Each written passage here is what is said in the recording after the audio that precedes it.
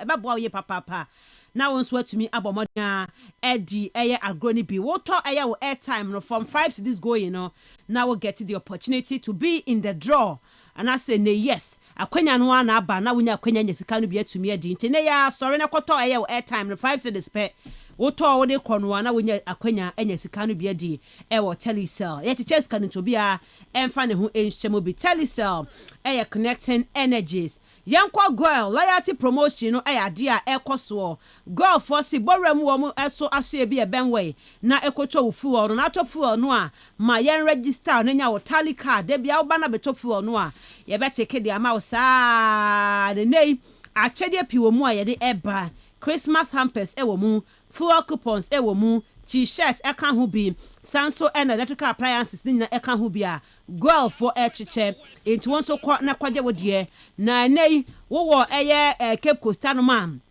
Pedu girl wo ho UCC girl wo ho sanso na disadel abiase Sildu Abra Stadium wo ho upiemu wo bakano so a ebi wo ho ye papa na se bopne mu kwa mankasi mu a ebi wo ho adwumako girl na febremane sikuma girl no kwa wonsa ebetumi aka eye girl fuel station bi register ho nya wo tally card bebo na fe achede pie achire no wonsa etumi aka wo de na meka wo se Kastle transport wo ho de ma se no pese wo tu kwan mo ye adwumakuo mo kɔ eye program bi na mo pe buses arenti a mo mra Kastle transport buses no eye mo no chia kama pa a obenya bi enso etumi arenti da kodi udwumenti bo mo de pie mu wo Kastle FM ha Nebra be share Kastle transport in pennyfo na fe de ohia bia no yentumi ema ubi na fe cars no wonso fa call ekodi udwuma sa wodi dwuma wo central region hanum say anasempo wo travel outside central region no ye wo bus e de ma wo betumi e de akọ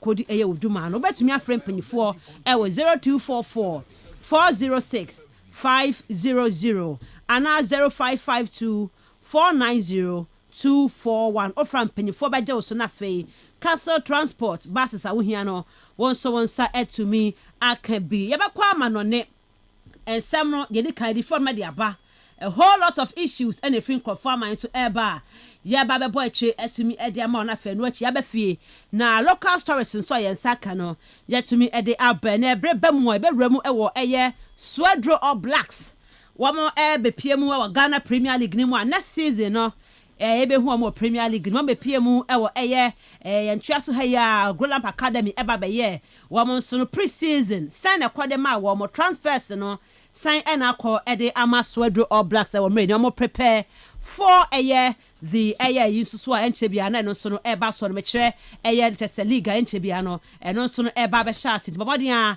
na emo ofidie na hanum sei na ye ne dwuma no free sam ekopem se no nkono ebebo ye be kwa ama no na fei enkoma hodo a yensa ka ni nyina no ye tumi abo akire e de ama send in your messages on 0244 743-143 0244 743-143 foul message no efa hobra making kan e will show you so to me e dia ma opiem live on Facebook and so a live e will Facebook he show ni bi videos pictures bibia e dem live e wo hono mu a wo betumi enso I enjoy show no e di efi ma no pay nyakopon sharp so ajebre na wutie dwumadi no drivers nya checha mo mammo mu fia mu tie checha mane ye ya amanya dwuma ntino ba wade ya na fa ho hyemu bi na ye nya ye siesie kroma fa hye week no an yesim won ntino enye fedi agro kra fa ho hyemu bi ye ma kromo ntenwan ye no ma tutu nwura gu basa no ye nyai sesuba na ebi se M1 ko basa afi bia no ye bedi afa sha na ye ho play to clean yesrewa tutu nwura gu basa ye ni ehuni se de be ya abrebia no bi ba mu mpofiri mo be hu sampa Cape Coast ye so no e ba no ahotie pa dia ye di mu kane enti no bomade na pie ye bi efabo a wutie so ni na we ye adwuma no ye da se ye kwama na ne akofa ho nsam no e de atudwa. The real sports is here. Noyes caught in no man's land. It's Marley! Kastle FM. The sports king.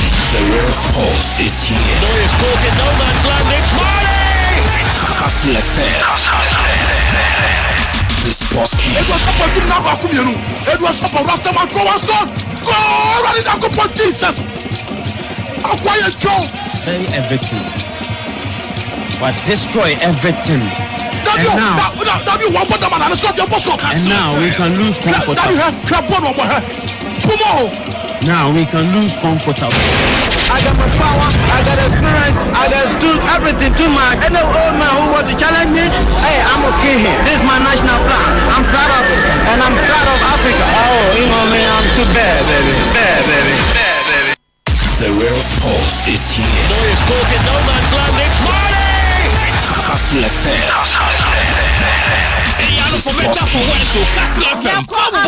Yɛde nsɛm no nyinaa ɛde firi nkurɔfoɔ so ɛtumi ɛde aba Kastle 90.3 FM. Yɛde amanone nsɛm no ɛba bɔbra mu ɛwɔ Facebook anɔpɛ hwɛ show ne live like ne share for comment ne bra. Mɛgye bra kenkan nyinaa ɛnso ɛtumi ɛde ama. Yɛbɛdi kan ɛde fixtures no ɛtumi ɛde aba na afɛ no akyi ne ɛwura mu ɛde all the other stories are making headlines no. Yɛtumi ɛbɔ ne nyinaa akyi ɛnso ɛtumi ɛde ama on the show.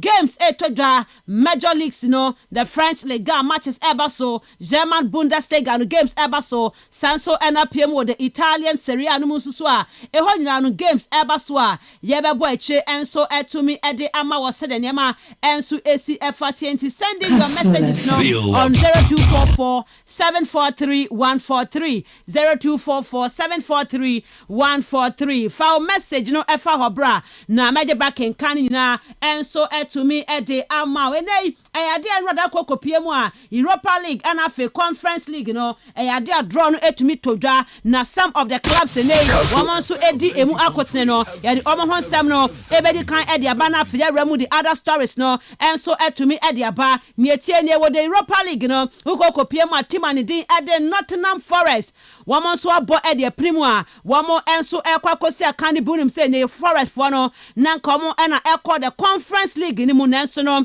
enei ekoba se Crystal Palace team no niam antumi ankonkan amfa ma wo munti yayi Palace team no enso watumi afra me ne Nottingham Forest for na akwakohye omanan ho no enei eno adro ne todwa no wo pie ma Nottingham Forest wamo any FC Porto beshia Real Betis omo no omo so ebetumi ahia sanso ena kokopie mu a eyade team ani di ede Ferencvaros Sporting Braga womu Midland enso eka ho bi ena felpie ma Stormgrass omo nyina no teams a wamo eno ede eba beshia ena felpie ma Malmo FF enso ka ho bi wamo teams a ene kopie ma Nottingham Forest team no wamo ebetumi ahia wamo sanso ena Utrecht eka ho bi wamo so Europa League teams a ne Nottingham Forest a ewo EPL ni mo no amonso ebetumi ene wamo ede afeso na okokopie ma de tienie eyade another Europa League team no Aston Villa na Villa team no so no wamo draw with Salzburg Sanso ena Feyenoord eka ho bi okokopie mo so so a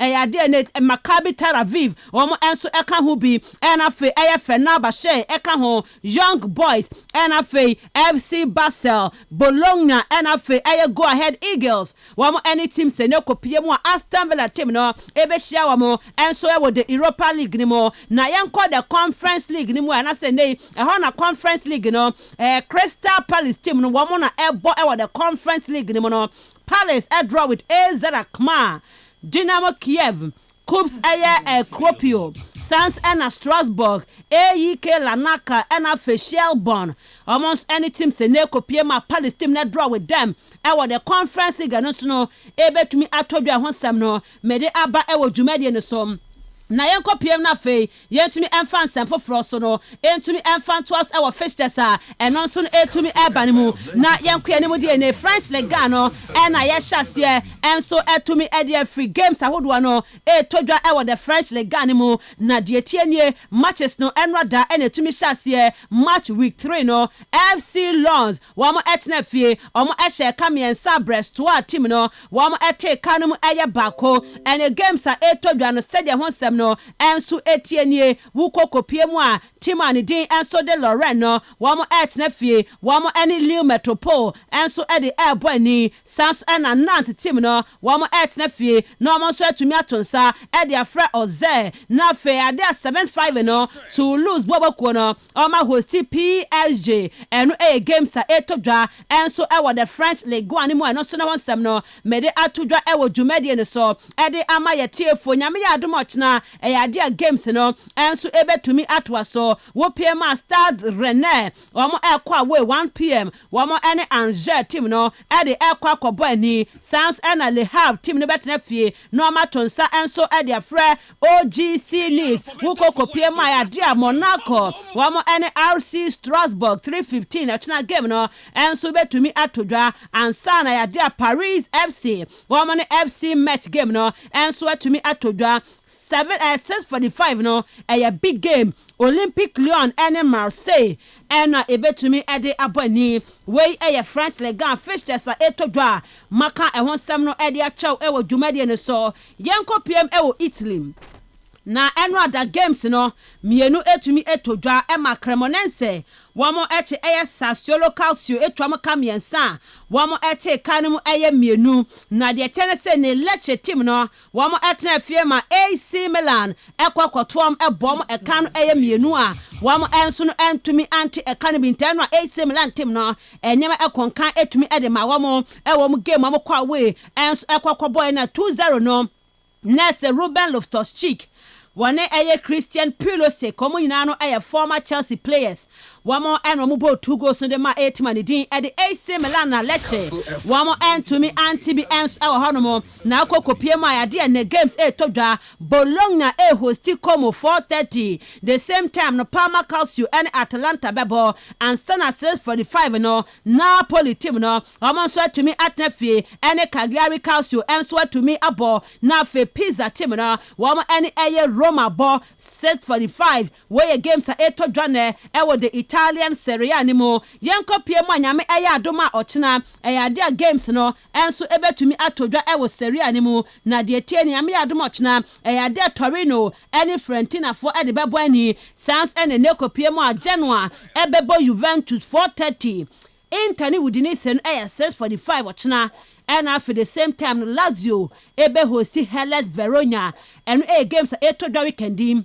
Nese ne Italian Serie A ni mu nsam no na mede ama yetie for yenkopie mu enso ewa La Liga ni mu na yemfa fixtures ni todwa dia enoda 2 games etodwa ewo Spain Emma Elche shemienu a Levante wamo enso no entumi antibi Valencia enso ehye kanu miensa Hetafe entumi antibi ene games etodwa Deportivo Alaves 3 p.m. no wamo ne Atletico Club de Madrid ebo Real Oviedo betnefie 5 p.m. wamo ne Real Sociedad ene bebo Girona be hosti Sevilla 5:30 na fe Real Mallorca enso ne Madrid akwa kobo ene obene Bao 7:30 na sa game no enso betumi atodwa nyame yadom ochina 3 p.m. Celta Vigo ebebo again Villarreal 5 p.m. no Real Betis and Bilbao ebebo UPM Espanyol ebe hosti Osasuna and San Ochina 7:30 no Miami team Rayo Vallecano Omachnefia hosti FC Barcelona in Tochna Barca game near 7:30 and a Madrid game no yenne 7:30 and also a fixtures etobda ewa La Liga ni mwene mabo echebi enso de achetie for ewo dwumade ne so yenkonko piemu ewa German Bundesliga ni mo enwada week 2 no etumi ehyasie Emma St. Pauli womoto Hamburger SV ekotwa moka mienu womentumi antebe ene 1:30 games ni todwa RB Leipzig hosti Heidenheim Werder Bremen ebo Leverkusen TSG Hoffenheim and Frankfurt ebebo Stuttgart hosti Mönchengladbach the same time 1:30 and San ebo 4:30 na Augsburg and Bayern Munich game no and so to me atodwa nyame ya adomoch na 1:30 no Wolfsburg bebo Mainz 05 3:30 Dortmund ebe Union Berlin and Sana FC Cologne 5:30 no almost on a Freiburg game no to me atodwa eno games etodwa ewo German Bundesliga ni mu yenko PM ewo EPL ni mu na fa yemfa ho nsem no enso emfamra ewo dwumade ni so games etodwa Nene early kick-off no Chelsea any Fulham ene bebo intano pay 11:30 ya no Chelsea Fulham bobo ko no match media boy ni Stamford Bridge nyame ya aduma 2 p.m. no Manchester United ebe hosti Burnley Sunderland ebo Brentford Tottenham Hotspur ebe hosti Bournemouth Wolverhampton Wanderers and Everton and Sana 4:30 no Leeds United wamo ene Newcastle abo nyame ya aduma china Brighton and Hove Albion that's a 1 p.m. no Omobabo Manchester City Nottingham Forest ebe hosti West Ham the same time and San Ochna 3:30 Liverpool ahosti Arsenal ewo Anfield nafe Ochna 7 p.m. no Villa Park Aston Villa womo ene Crystal Palace game no enso etumi atodwa way ene fixtures etodwa weekend ya maka honsam no ede chew ewo dwumade ne so yenko pm ewo nsam ni mu na fe yemfa bi anto so dia Real Madrid camp no ade omo de omo squad aba squad a weekend omo ede kwakọ hia etima womo ede be face this weekend no ene Xabi Alonso nani abre and we to me sampa nani edi every papa squad no wono so to me dia ba omo travel na fe omo make the squad omo edi ebo game this weekend no goalkeepers name yensa table kotoa eka ho bi sans na Andre Lunin wono so eka ho bi na fe Sergio Messi wom tese goalkeepers a Madrid edi omo ko ene game eno so etumi etodwane mo wo pma defenders no ade out Militao eka ho bi Dani Carvajal enso eka ho bi sans David Alaba, Trent Alexander-Arnold will travel with Air Madrid team no to Trent and so Eka Air squad ni will be Sansu Nene, Wupie Mam, Raul Asensio, and Fabrante Carreras, will not etumi Eka Hubi, Wupie Maya Frank Garcia Rudiger,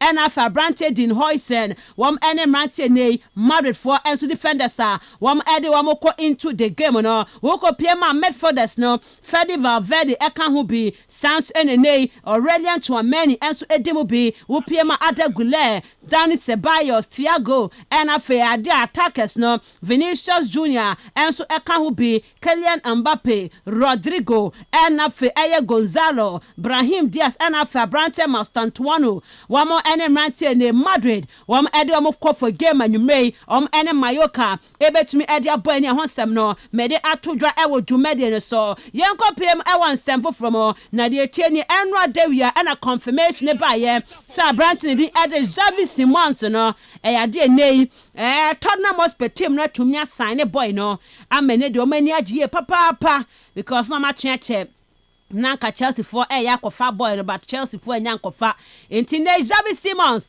wa baba join team and the Tottenham Hotspur to ba Facebook live and ho fe ye pa guy ne ho fe from Barca Academy ni mo and wa ye adwuma to Leipzig nei Wababa journey team and the dean at the Tottenham Hotspur. Xavi Simons, Ekasafa mover, Wameki, Abe PM with the EPL anymore. PSV, the year of PSV was the number that I had a really good season as well, and in the national team we're number 7 as well. So for me, this was the best option for me. He made his own story with this number. I think he deserved it as well. The way people treat him in the club, but not only in the club, but the fans as well. They love him. Everyone loves Son, and hopefully I can make my own story with it. I know it's a big responsibility, but I'm ready to take it. So ready to make my own story. Enter Brante Xavi Simons and they are to just say number 7 shirt no baba 4 baba sheno.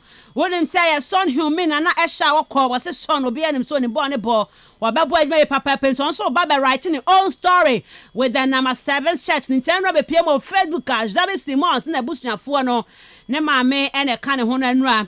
One more ever sign a contract with Tottenham Hotspur no Koma and also every boy no camp etumia bene my boy Chebi and so ede amaya cheer forward Jumedi so Boram ewo Facebook live na for hweso ni wo ho like na share na for comment Brian Kenkan wo Jumedi so into me emfa emma dia yenko ye ni mo sample from na de tie no kopie ma Chelsea team no still na Brante Kopama or ye injured into Chelsea game on mebo no one mobi Enzo Maresca without Palmer no and once I'm not kind of saying for sure 100%, and I will say again we are much better team with Cole, no doubt, but when Cole is not in the game we need to find different solution.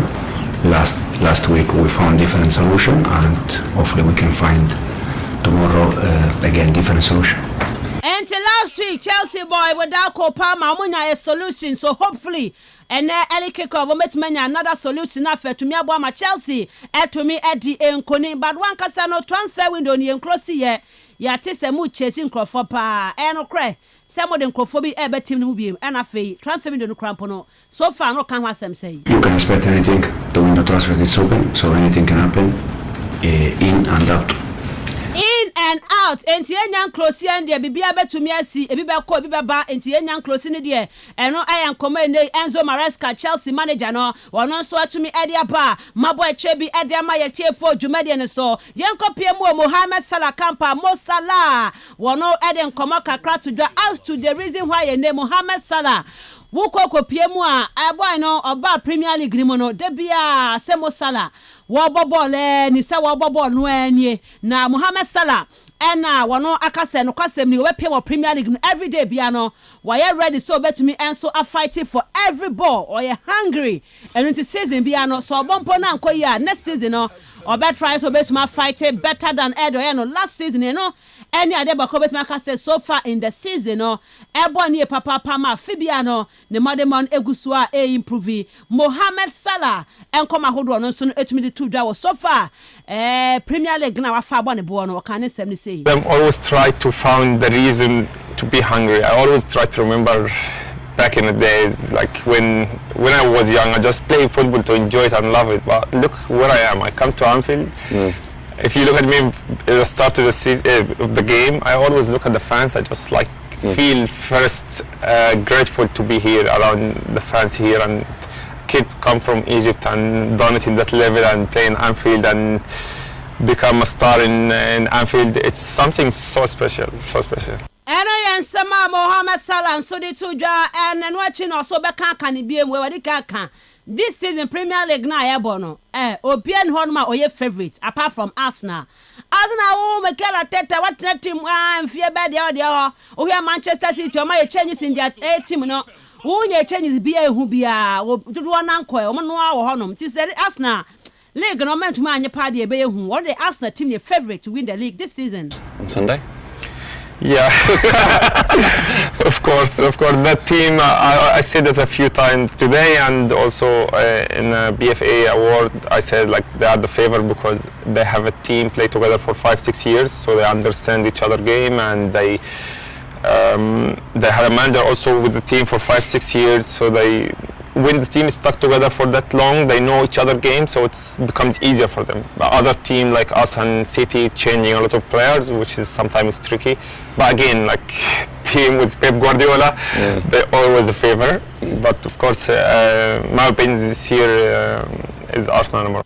Enti wano opinion say Arsenal number 1 eba ne team obetima di Premier League na ono Mo Salah ebe tipi Arsenal no ayankoma wono so wade atudwa yanko FC Barcelona ne former Barca player Sergio Busquets akasa wose watete no mframa mu say ne Chelsea team no HC Fermin Lopez wose obese Barca fo no sadi move we pa de eye bad se Barca fo nim na omukwakoton akoda no de ne Chelsea fo no Barca fo wom ebe regretie papa penam sa akoda na chese ball no ni ball oye the future of Barcelona enti Barca penny fo mu se e ka wo ho ahotira ba but some kokoton abrante Fermin Lopez de Chelsea obeka se eye bad ye papa penny what the sansem no enso e de atudwam. No, CNA players who live La Masia have a different vision of what it's like to wear the badge, to come through the youth ranks and reach your dream of being in the first team. And CNA, in the end, it's an individual decision. They have to look out for the good of themselves, the club, until if he stays, then so much better. And no, I am Koma, one also added up and to say, no, one person can boy no, one member to me at enough for what to me as a cano, a day ama air bassa because of La Masia anymore, and also to me appear. Sergio Busquets what is sa one and akọ ede ama basa fo a maka hon sem ne bi ede ache tie fo ewo dwumade ne so yenko pie mu ewo ensem from dia na de tie ne Jose Mourinho eno e kacha na pan sem penfo atumi asa keno na papa we ne saka wanya wo wi ase no yen saka ne kwa sika waje ne sika ketua eno nto hwe man report en se ka ne se ne Fenerbahce fo saka ne no wo mo e ma no 7.7 million pounds na yenko e chika crime Obeka say ade nei man no ade married for etumi esake no na okono waje almost 17 million pounds okopie mo Manchester United in 2018 almost sake no papa no eteki around 20 million pounds na ade Mourinho okopie ewo Roma omo de no muniska into almost sake no omo man 3 million pounds na emro be pie wa Chelsea aya sake no in 2007 no okono papa no etumi age 18 million million pounds and after 2015 wakosan be biem no yesan eman esake no ye man 8.3 million pounds okopie Tottenham Hotspur monso sake no in 2017 no papa no take 15 million pounds into kabamwa papa no earn around 89 million pounds as he can kwa ya sake no e dia ma no no ene Marino oguso ohwehwe ska no so nsem no Maccabi e dia tie for e wo dwumade no so Ruben Amorim e code the Manchester United ejade e be guni chemie papa was say to da bia fele no enkoye sometimes onyanko agye adwuma na ko to da bi so so a onyanko betena ho no ma best 20 years enti no feelings ne de be change to da bi pani place no mo ho eye na hi o kan nsem ni say it's I know that when I speak these things, guys, to be really honest with you guys, every time that we have in the future one defeat like that, I'm going to be like that. I'm going to say sometimes I hate my players, sometimes I love my players, sometimes I want to defend my players. I think I cannot, this is my way of doing things, and I'm going to be like that. And I felt that in that moment I was so frustrated and annoying, and I know again that you have a lot of experienced people. And someone run the Ruben Amorim media to just say to the be the players none omu here na hipa he Anwesa obaka so omu humpo eno ya nkoma papa no e de to dwa ba ebusa no se Kobe Menu ni ate se nei Napoli fo no e ba be pegai na kosi akan because one cause boy that's a one pen no Kobe Menu no okwa say coach otna official. I cannot say much. I want Kobe to stay. He needs to fight for his place, and we need Kobe. So that is not going to change. The rest I don't know how he's going to finish. I understand that the players that are not playing in this moment are disappointed, but everyone has the same, will have the same opportunity to play. You have to fight during the week. Wayan Sama Ruben Amorim Manchester United manager dia to dwa me de honsam no e dia ba e wo dwumadi no so yen kopie mu e wo Bayern Munich bobo kwani mu na Vincent Company waro ne coach Adama Bayern team no wakasa company tikase awi adwe no chemu se nei e be dempa se Bundesliga no wo mo e betumi compete with the Premier League no was it Premier League no sika wo mu ye papa na be kai se nei ena no kwampa wa ne ban qualify from the championship wo mo ba Premier League no Obaya na say 100 million pounds at the mount. Hey, she company and untinya wa say ne be a window no e ya de Bundesliga players still do one no. Wa makwa join Premier League no. Where Jeremy Frimpong aba be PM with Liverpool. Wolfshire from Vert about Liverpool. Benjamin Sesko aba PM Manchester United. Hugo Ekitike wa be PM with Liverpool and Rampozawe Simons from Leipzig.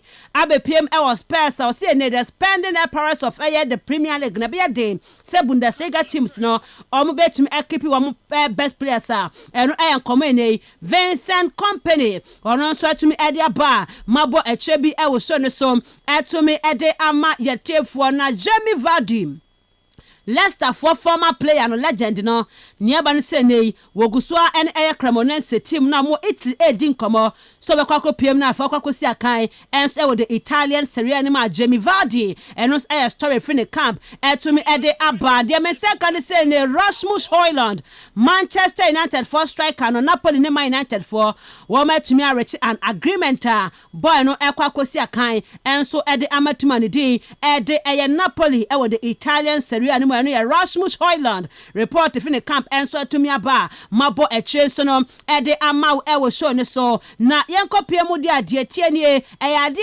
Anthony Manchester United branch Anthony no reporter men saka no and say ne boy no ya de Real Betis team no wo mo enso ene Man United for to me enso agree me nei boy no e be ko na fe wasen akwa kosi akan e de ama Betis team no ene e command no so no to me atodwa from Anthony camper mabo Chebi and so at the ama yete for Arsenal team no woman Leverkusen star Pierre Hincapié no omane boy no and so to me akasewi ameni Arsenal boy no eba be si akan and so to me at the ama wo modest defender no woman any na wie nei around 42 million pounds and a boy no and so be PM next nei obabesi akan enso no ede ama Arsenal from Bayer Leverkusen. Arsenal no they can a loan deal and I'm set to me with an option to buy next season and koma every Arsenal camp Mikel Arteta ni abri papa signings no wo ye bia honsem no me de atudwa wo dwumade ne so na okokopie mu so wo nsem from a na de tienie Okai Hakim Ziyech Chelsea akoda no wone na mu a ne ba ne say ne boy no edi nkomo La Liga ni mu a enche bia na Elche team no obekwa kwakosi aka ma Elche ewo Chelsea La Liga ni mu a nkomo efri Hakim Ziyech Morocco ni na brantie no ne camp enso atumi atodwa yenkopie mu a Inter Milan de tienie Beppe Marotta ya president de ma team no was so far no Inter Milan for transform aye no nani aji hu ye papa na so far no gide se nei guys aba no o betumi abo me ne next season bi akonkan enso atumi ade ama wo now on the Champions League draw no was so bien who said last season ko pay me final but an koye ba feed o me mu say kwan bias no o metumi asan ko pay me final na fe wo mo enso atumi akwaje Champions League no ebusa no say ne Champions League no wo be share Liverpool and Arsenal e was San Siro was say e be feye papa to have Arsenal and for Liverpool San Siro no e game e be difficult e pa be sans aye den to bia and watch out for those games e betumi atodwa e wo San Siro no ho nsem no me de atodwa na Luis Enrique wonon so akasa PSG coach no was see na draw na buy omusha Barcelona no was see na ni nye ho kra na ni enje ho se ne was san ekwa kosha Barcelona with the UEFA Champions League no was see no obianim so me the reigning champion my motivated say kwan bias no ebe to me akwa je but the nay playing against Barca no was say a positive and negative feeling was say a nice say no bet me akwa PM Barca because Barca hono no eni fie ne edi Barca for hu ye papa po say game am kwa share Barca na game e be fie papa me quality players no omo so atumi acha omo de omo wa eno enkomene Luis Enrique wo de atudwa baye busa ne say ne Gianluigi Donnarumma no obetna na or say I don't know. It depends on the market. It depends on the players, the agents, other clubs. I don't know. And I am coming running the Eddie Luis Enrique. What can Eddie Alpha Donnarumma run on so some no? May they to draw ever Jumedian so. Now I am copying more big game about Premier League ni mo Liverpool. See Arsenal Anna slot on the game no. Okasa say it to me edify home. No, the most simple answer to that is a lot, because we face a very strong team, and that was already really good last season, and I think I've improved their squad a lot during the summer. So, and if you then look at all the quality they have, but especially one thing that stands out in the season till now, and what stands out in a negative way for us, is that we've conceded, if I include the Bilbao game, 4 set pieces. And of course, as we all know, that's one of their strengths, not the strength, but one of their strengths, because they can play in multiple ways. You can see how well they are managed by Miguel, and they're working for 5 years together, because they can play almost every style there is in football. Way I am Sama Anna Slot, Liverpool coach, Eka for Arsenal gamer. Woman wamo ede kwa bo enino na ye kwa ye nimu de nei ye be hwe Mikel Arteta and so no so that to say game a wamo ekwa bo against Liverpool no game a ebe ye den ebe top but Arsenal team no omo ye fully prepared for the game a what the Sam no ede atudwa Pep Guardiola. Last week against Tottenham was promoting a field Lucia, my goalkeeper James Trafford and Guasiano na part 1 and 2. Weekend Trafford and what to say? Always they have the arms and the shoulders. Always. They don't believe when we take care of them. Impossible will be better. So, and what happened don't belong just for James. It's not easy to say, but don't belong just to James. What happened in the second goal against the Spurs, and of course he's a strong man, he's have a huge personality. Oh yeah, Brantia a huge personality until last week or to far one this week be ye the man Pep on the game no against Brighton while we were canning say. It's a very good team.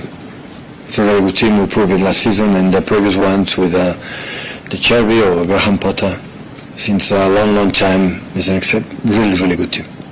Wey I sama Pep Guardiola and so ede atu dwa maka ho sem no ede acho few ones our transfer before transfers no and rather Arsenal branch and the Gabriel Jesus was started training na otumika ye papa sans na kopiem e oban so a branch and the and so anase no kopiem a dia mni kan call Liverpool aya player Robertson Yaboni din say ne wano ene be the assistant captain and so ede ama team and din ede Liverpool into good news no akọ ede ama Liverpool won sem no me de atu dwa yenko transfer mu dia de ba ne say ne Nicholas Jackson wone Bayern Munich deal no omatima agreed the deal to sign Nicholas Jackson a low move 15 million euros no Jackson deal no in pay for to me aka ede wi a wo kwakosi aka enso no ede ama wo mo na yento aso dia de tienie uko kopiem nsusu a ade na Chelsea yesi wo mawramu ewo Brighton and Hove Albion na Facundo Bononote no Chelsea for kwakopɛ boy na BBC akan enso etumi ede ama wo mo a ene kopiem ewo Galan nsusu a Costa Simicas ade na Galafon nsusu ni wie from Liverpool na se Roma team no wo mo ene no wie from Liverpool intino Costa Simicas kwakwa join na fakosi akan so no ede ama team ani din enso ede chese Roma team no na Jamal Musiala ye bo fa club world cup no kokopra wo Bayern team no mo se de bia nche ne nan or nante but onyanshe boot onyamo ball to ba Facebook a Jamal Musiala nie se bibia enche ne nan ni bi ono atumi nante ekoba ba ne nan no de onya emfa enche boot mu eno nkomo a eno nso etumi atodwa maka bi ede achewo wo show no so ya bana fe de baba besi badanra England first squad no etumi etodwa Yamfred Trent Alexander-Arnold Yamfred Arnold wo team ni mu ne kokopie mu a Marcus Rashford no empanifo enso atumi asen atonsa de afra Marcus Rashford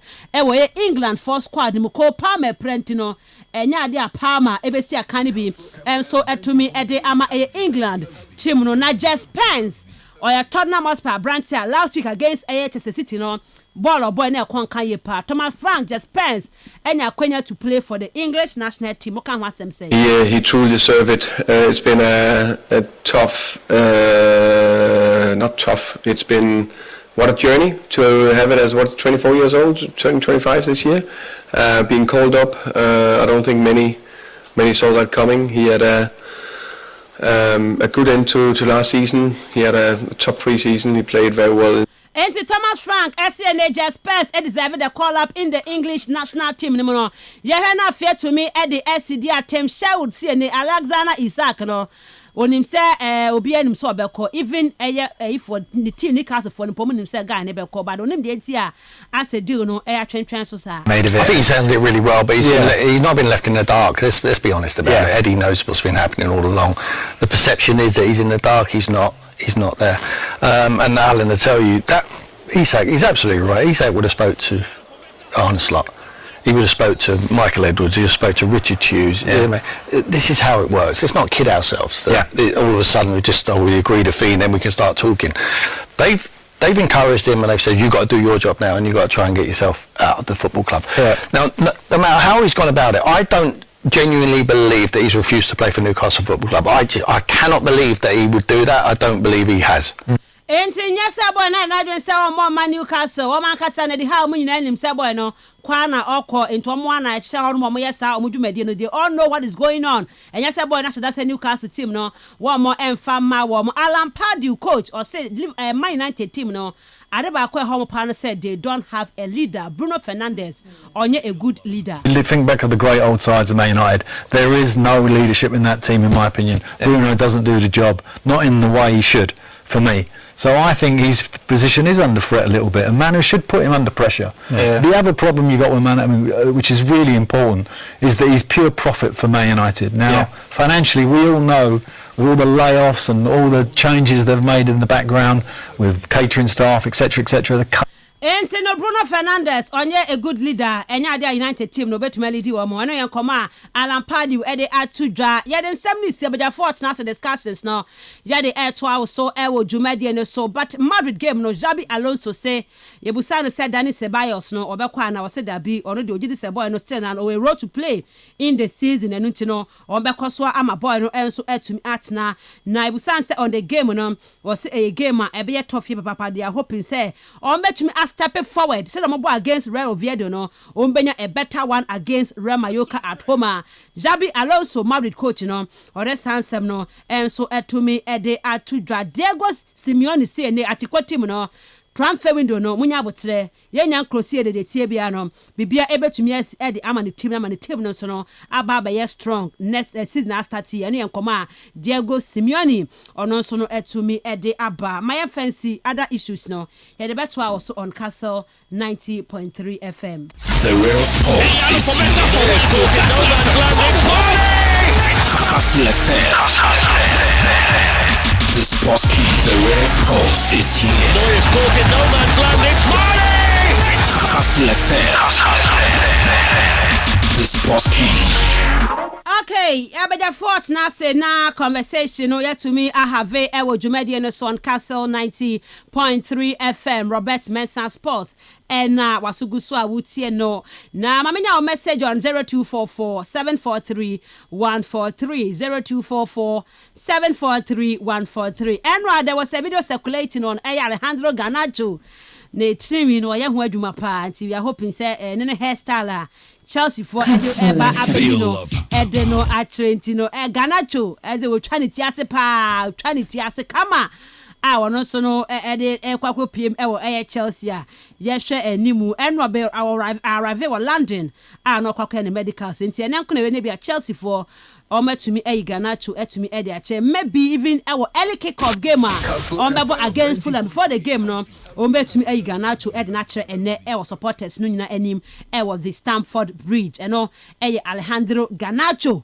wono so no enkoma kakra etumi atodwa ho mema FKK akwaba na ya di nkomo show you so Spotify Camp Nou ayafe ayekama pa na enra Basa mpenye for ni kopie mu Spotify Camp Nou na de na Juan Laporta watch there park no so FKK say ba park no po o ma ya mebobo wasu eh park no ya fa mobo bie mi de be ya semo basa foi ti Spotify Camp Nou about brain but still is getting ready for action. I'm FKK akwaba na medi nkoma na memenda 16 minutes past 7 FKK good morning. Good morning. And on baby abokode. Yeah, fine. Fantastic. Nyame adom ho ye. Aji blue. Majimi blue. But bet na padi nchen. Abeta padi nchen. Padi. Yes be odi bet pa so sa boy woni mu ba kumpo se nti am nwa kra so otumi di bet ni sa. The one kind. Oh, now fa onim pepumpo. Onim pep Guardiola. Onim pep onim ai. And I saw this a good yeah, obi ka cha me so on wo kọ no ma. Omo us esusa no. No afọ mu nyina. Say den o mu be she. E be she. Ti zenzi wey. Ba no entam bo. Ntaba cho nya bi. That last week so nya 500 Ghana ni nya meti 700 nya ni nyina. On kan kire on. That you. You ni mo Yeah, onya bidi. Okay, Sir Richard, good morning. Good morning, Miss Ruby. Hey, Sir Richard. Makwadi. You dey man wa kwa ba. Izu bibi aboko. Okay. Ene de what ma bedu hantem. So wa nante. Oh, that. Na de wonya ka. Me kohwe me mai bi wo. Abrantino. And papa say ho. Say. Edu mi ka is adia. Oh boy. Hey, asemo. Oh, ba go koya mai bi. Kwa wa ibi. Me komo ketua bi ho no no pa na. Ba mo go so twa wasi no ho. Oh, muguso na omo yiro musu ade ende omugusu timi se omo twa omo anim sere but omo a anhye da me bobra pa bia ne tu omo fo omo antie ne nsem hunu na unnecessary sankrofo ne de what ho no mount yes omo ho kire omo betu omo fo no za de tu omo manso fo dachi nti eye pa efa some ho de monty case bi ab oh dabi we just ne bi ho ya kire omo ne ayo yeah ya was schools omo yes anu ma no yes say you levels about your schools omo yes anu ma no school like agree na teacher ni na jam na nkwada nketua na ese wo tete paper na ese wo de ya wa akra pese o chese honya sa ho ho okay Sir Richard Ruben Amorim bibi I find here Ruben Amorim Miss Ruby bibi an share dancy don't say yeah come Manchester United ni Ruben Amorim asem after 2 Premier League games because Manchester United in there inside Manchester United and BBNC because of where Manchester City about 2 Premier League matches 2 Premier League matches on bueno ball against Wolves and share second game one ball team yes ni who den kakra no against Tottenham no we also who dey happy lose Chelsea as well about 2 Premier League games obi akwa recently wakwaje Club World Cup so psychologically no more edge against Premier League people take them as one of the teams on betting league this season against Crystal Palace we all saw it draw no boy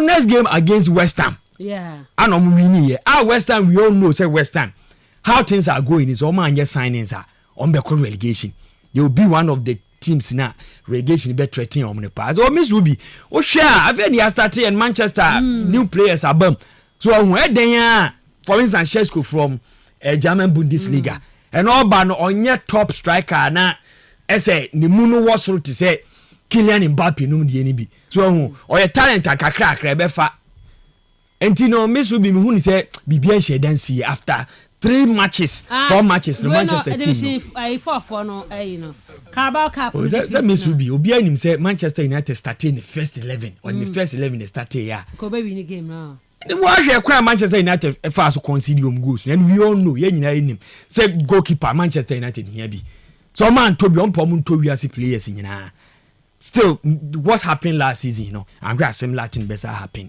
Onana yes in Manchester United new keeper ni start see e boko animu na Kastle ni o ma start here say ya adwuma na kunha ne Miss Ruby problem be any ho the bien happens na just say Manchester United in and now because of what happened last season where Manchester United are spending almost 200 million pounds on players so on say no man happy to Manchester United fans no supporters they were expecting say psychologically no be abeg sa no or be expecting say yes, starting season in Manchester United 4-5 we share no share no but things do not work like that and your man work so as time goes on you be new Manchester United maybe I'm more confident say bibia happen Amorim those who are calling say Amorim yen sakeno no we have Manchester United since Sir Alex Ferguson call from 2013 eba one of Adia across to Manchester United pa managers yes some bebre obia about the philosophy neighbor obia about the tactics neighbor same players and so na ho no mo things do not work like that the more consistency no be bring adwuma so Amorim has started a new thing no make you can see a pattern at least though we are not scoring goals midfield no problem there but Manchester United the boy you could see say Amorim you want to do something and the players will be able to who the a call for so attack Manchester defend a call for so a defend you could say unlike Eric Ten Hag time there's a confused ultimate shana who your person or park and so Miss Ruby there so a Manchester United fan because of what happened last season and then your my course on bat me who say a bit me attract two teams be bring bit me so will be bien share dance here okay Sir Richard and Yatin Kano on the intro we are into the matches try their go over the weekend so hi Miss Ruby Asaneko must play a beautiful football and win the champion of champions match against BBN Gold Stars and from Inketia and the Free Cape Coast so Edia Bayada say good morning champion Miss Ruby in fact many pundits underrated Maritime, but underrate Maritime, but they should consider that a Champions League and Madrid is always favorite in this competition. See 2 matches with clean sheet, but people don't see it. I want FKK to do Madrid and City 11 for me, and also Barca versus Chelsea. Now, CCN was starting games in a you. Now, I'll say, I'm Fasco. I'm listening to you from Elmina. And all the way and so Eddie Abba. Good morning, Miss Ruby. Manchester United has the second XG in the league so far. So I know it's going to be better this season than last season. From New Child Academy Study Center, seal the compound and our different one. It's a rich day I drink. So this season, Man United, Ebekoye Achen last season in the league. Good morning, Miss Ruby. I want to know the reason why in Syria. Yeah, the last time we played from a save me church remu. Edema mess up church him the amount, you know. The ball is used to score the first goal in every single match, you know, it's taken into the bag. Yeah, blame. Okay, Meda say, I say good morning, Miss Ruby and your crew. You guys are doing a great job. Hala Madrid all the way. Madrid is going to play wonders this evening. And happy birthday to Iron Man, Pastor Alex Kwekukwe, the pastor of Potters Unity Church. And may God, the good Lord, always take him to the apex and increase his anointing, long life and prosperity. I love you, Daddy Amos, Redeemer, inside Anka Fufi, and I also do way Eddie Abba Anope. Na mentor so I say it is good that Garnacho has joined Chelsea. As a player, you need to win trophies and personal awards, not only playing the game. However, it is 2-0 against Fulham after 11:30 a.m. Derek Eddie Free Akete 200 Eddie Abba. Now, I say my United's problem is not about players. Then the coaches is like, and the coaches, then the team is like the team is scarce. But I need update on my United transfer. Kingsley Fromula and all the way and Sono Eddie Abawa Hamifa way and Kawana Fay Memra Yemedin Komono. Hi, Miss Ruby Adams. To be honest with you, today Mbappe to score and Vinny to score. I'm Skyface at Anchor 4 Mante Mankebi. Mamanya also message on 0244 743 143 0244 743 143. All right, Emra. Na yemedin komo ewo jumedi no so emfama FKK. Yeah.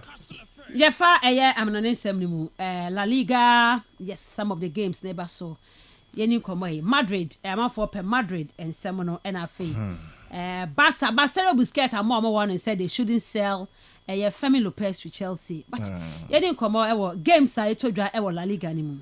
Right, ebeche ti fa no pay na yedo mo ase live on Facebook. Ojania like share na comment na yendo mo ase already omo aje kwan omo ehwe na yenso yetimi ekoye nimsa amesha ase every few games bi aba so La Liga nim I think say Genoa boss Sevilla and Sevilla season Girona and season ehya ase no mo first two games nyina no aye defeat we share first one at the hands of Bilbao. Omo etimi ekonya 2 goals or sa give no late on and now mu enya but my friend say Bilbao for ne prove strongly to Sevilla and so mo etimi win sa game now mu tena fie mo ankase ni so efi eto mo kotwa mo 2-1 was sa game no so mo boy no Girona on the other side so mo first issues ye defending and Girona I think say enya de nyoma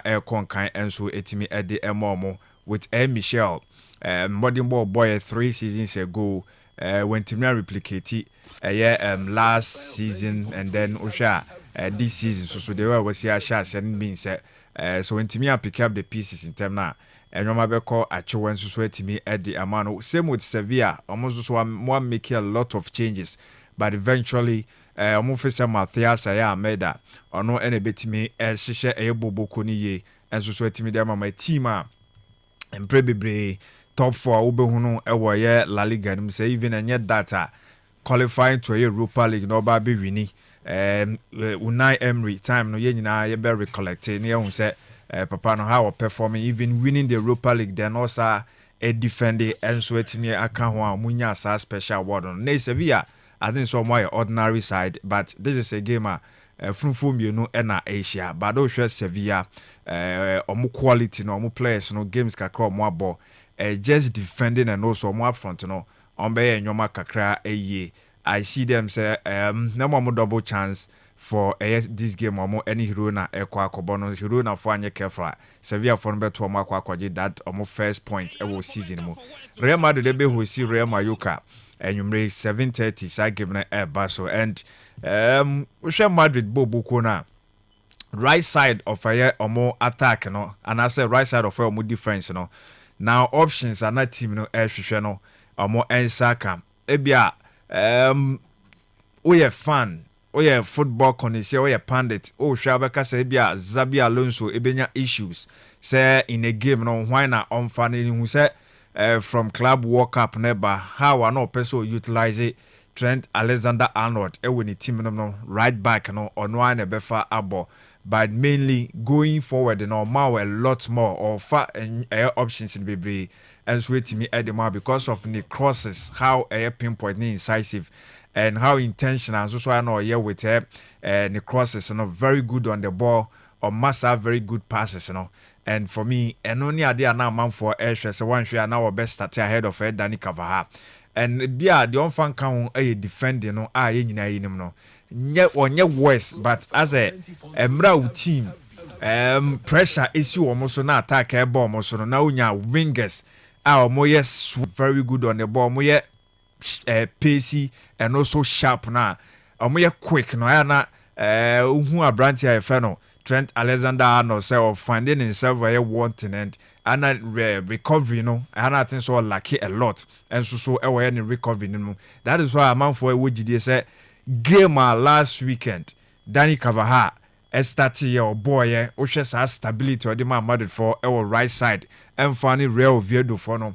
How I know more person more lunch or more attack, you know, our your wings in Nano. Usha na Danny Cavaha, I think say he did pretty.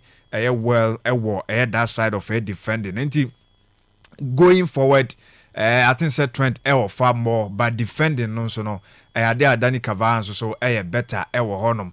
Saying as Xabi Alonso bepese or beshishe sa any team no. I think say for me if you ask me, I say a more positive than so no depending the opponent no and so etimia de bani the opesa or no ankasa so and the opesa or shishe ni team no so opesa or both three backer.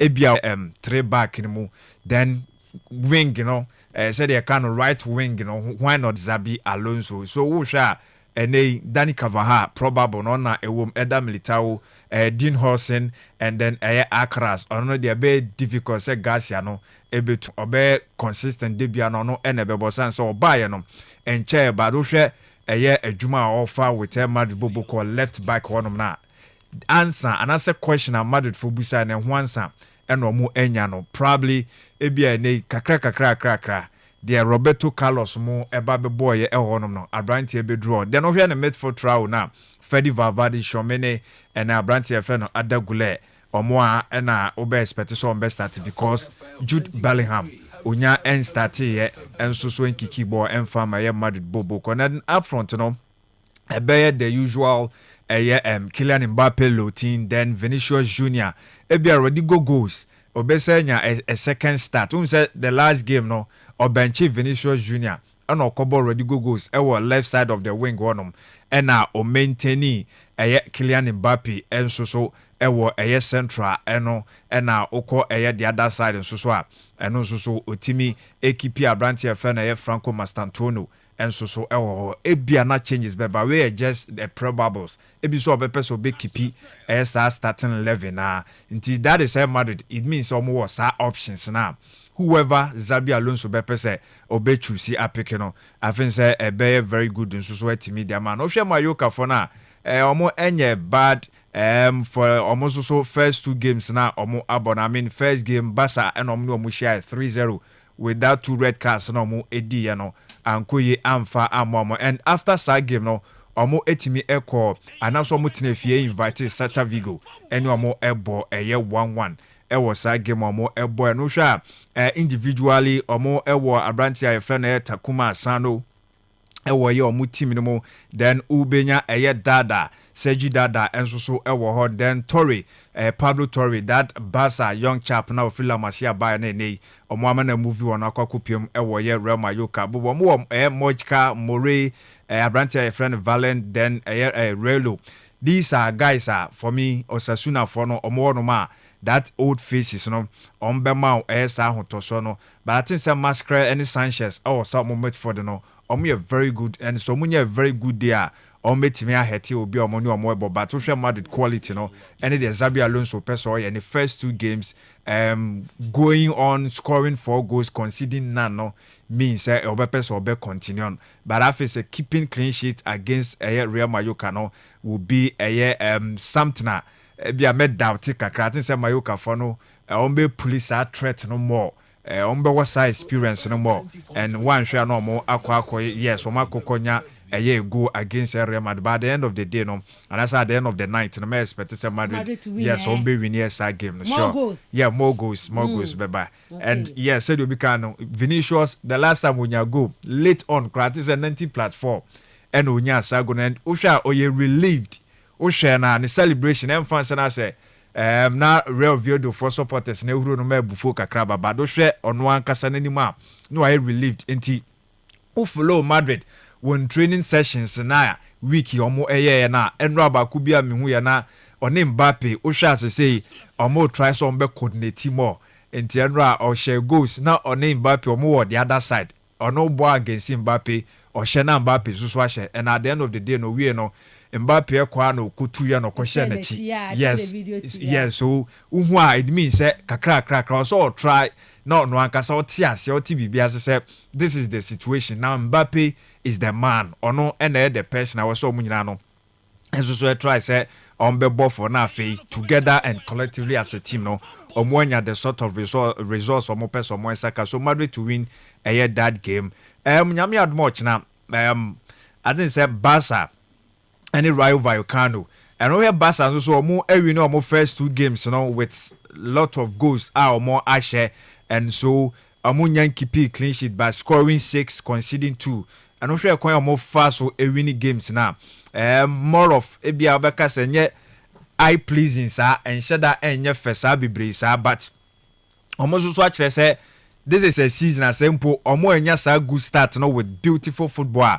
I didn't say bibia enye good and ma say but even at your worst display and worst moment mpono ubehia the sort of a result except that is getting the 3 maximum points. Then you say La Liga no points and then we the more points are over Marcelo on the day no and the beboa ama we winning a La Liga trophy. Nti I think say important say your best coach na mpo aka Hansi Flick after omo winning a 3-2 over Levante no oba be kan say na on pair ekwan omo fa so defending no nim say improve which I think so one shada any engine ho achinyi bebre and even more so on Mayoka a boy omo so enya 2 red cards na edun maybe no ana omo boy 9 against 11 no still Barca for no more safa kakra ni nyina mo no I think say the na hia say 3 maximum points and also keeping clean sheet was that game no ade a bo am so on matter how many goals are the to omo net omo so be obenya any problem bia with it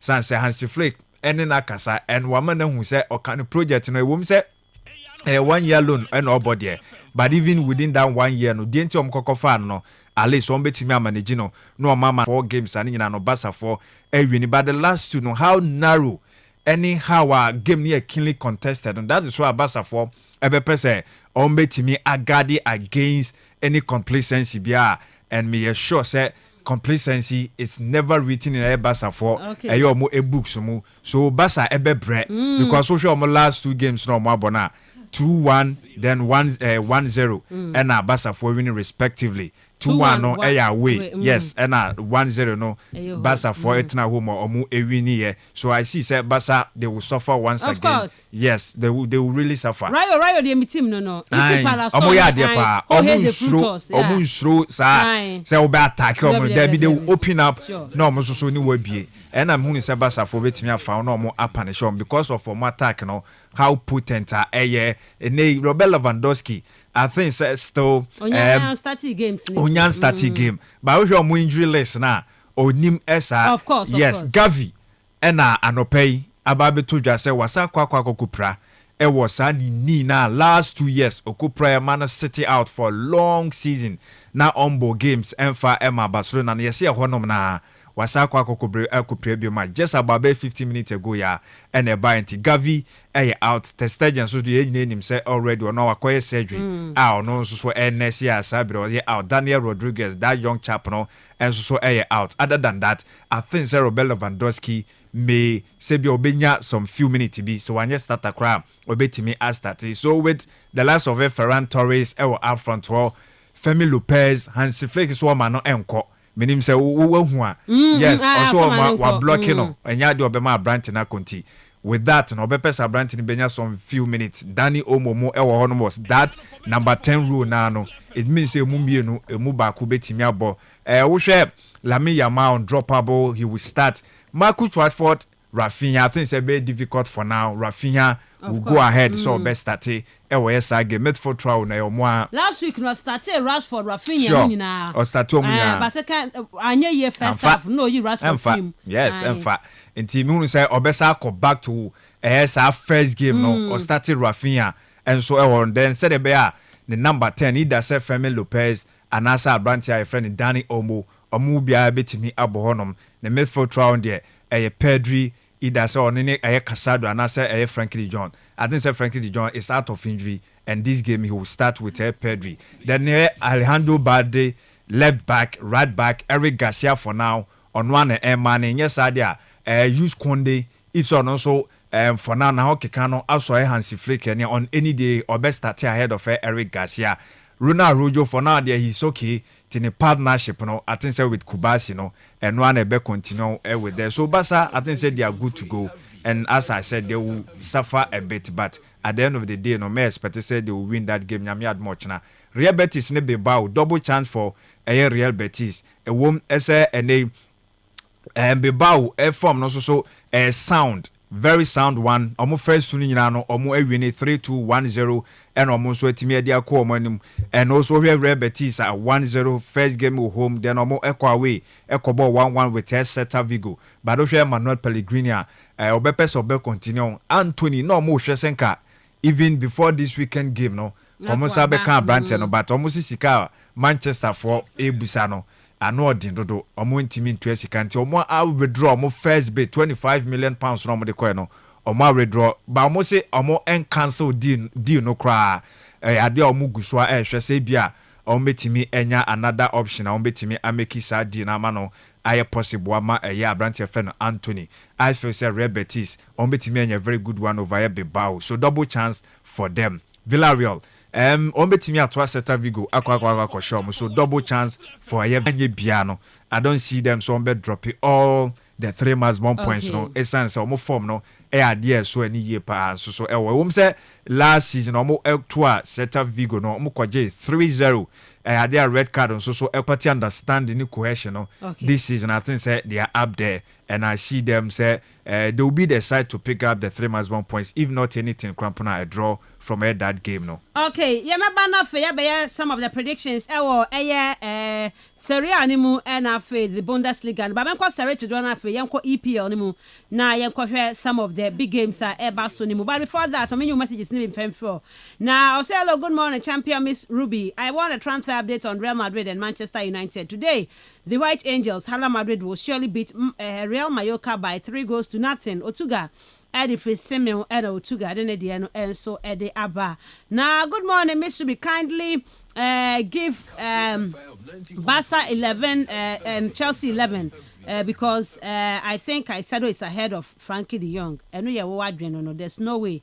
Caicedo. Chelsea Caicedo no. And Frankie de Jong. Okay, good morning, Mr. B. Why is Sir Richard comparing Man United start with Chelsea, the Blues? Are they co-equal? Tell him to compare Man United with Man City and not the world champions, or he's seeking attention for his team. Tell him it's a taboo to do that. Segaf and anyway, and so Eddie Abawaha na Yamal sanction update. Dear here, so I'm say Yamal this kind of coach for Champions League for no. No, I'm a catcher. Say it's kind of mukakutia. Hi, Miss Ruby and your brothers. I hope you are doing well. And say, please, I don't know Man City's match and the time. It's your friend Dexa in Aboom. Man City Kwakobo against Brighton. Man City against Brighton. I say Man United. I say Man U share. I say share ne ho. Dear, Yatia Bre. Okay, but today. It's Man U lucky day. Burnley is Fala. Today, Alonso must bomb. Chelsea today be today. Fulham will cash out. Alonso the way. And so at the about. I say good morning, Miss Ruby. Liverpool will win the Champions League this season. Okay. So Richie, the uncle EPL ni mo na for you some of the big games I told you. Okay, Miss Ruby. Yeah, T4. And I no pay ni Bundesliga, yenhwe EPL no matches a ebeto dwa enene echina na Miss Ruby the di kan English Premier League no afie ni ahya ase nti mesre fans ne omo say yenyan to boys 2 games oh ya say ye boko na teams ni be fade out do ba bia prani ade babam ni obebre e dey be happen nti no January after you the top players nti no ye do ba bia nti no be say eni age say ndawani sun your sun takrache Manchester United when you talk about Premier League takrache na Manchester sun nti no o kan na so bia okay Muzuma Misha say free the big game e be ba so e dachina Liverpool against Arsenal. Now, Miss Ruby, Liverpool against Arsenal, almost of late, almost very exciting football because Arsenal, almost at that time where they were first born no, a highly possessive and Liverpool so Klopp buy no do the pressing high pressing and deep pressing be but no more ball no so FA or but Miss we read that their last games on my ball last season in this same fixture Ebasui on ball draw in the Premier League on ball draw hot no 2-2 sir and also so yes 2-2 sir Liverpool equal the red card no and was in 2022. Okay. 2022 in FA Cup Liverpool winning here, but in the Premier League the same fixture.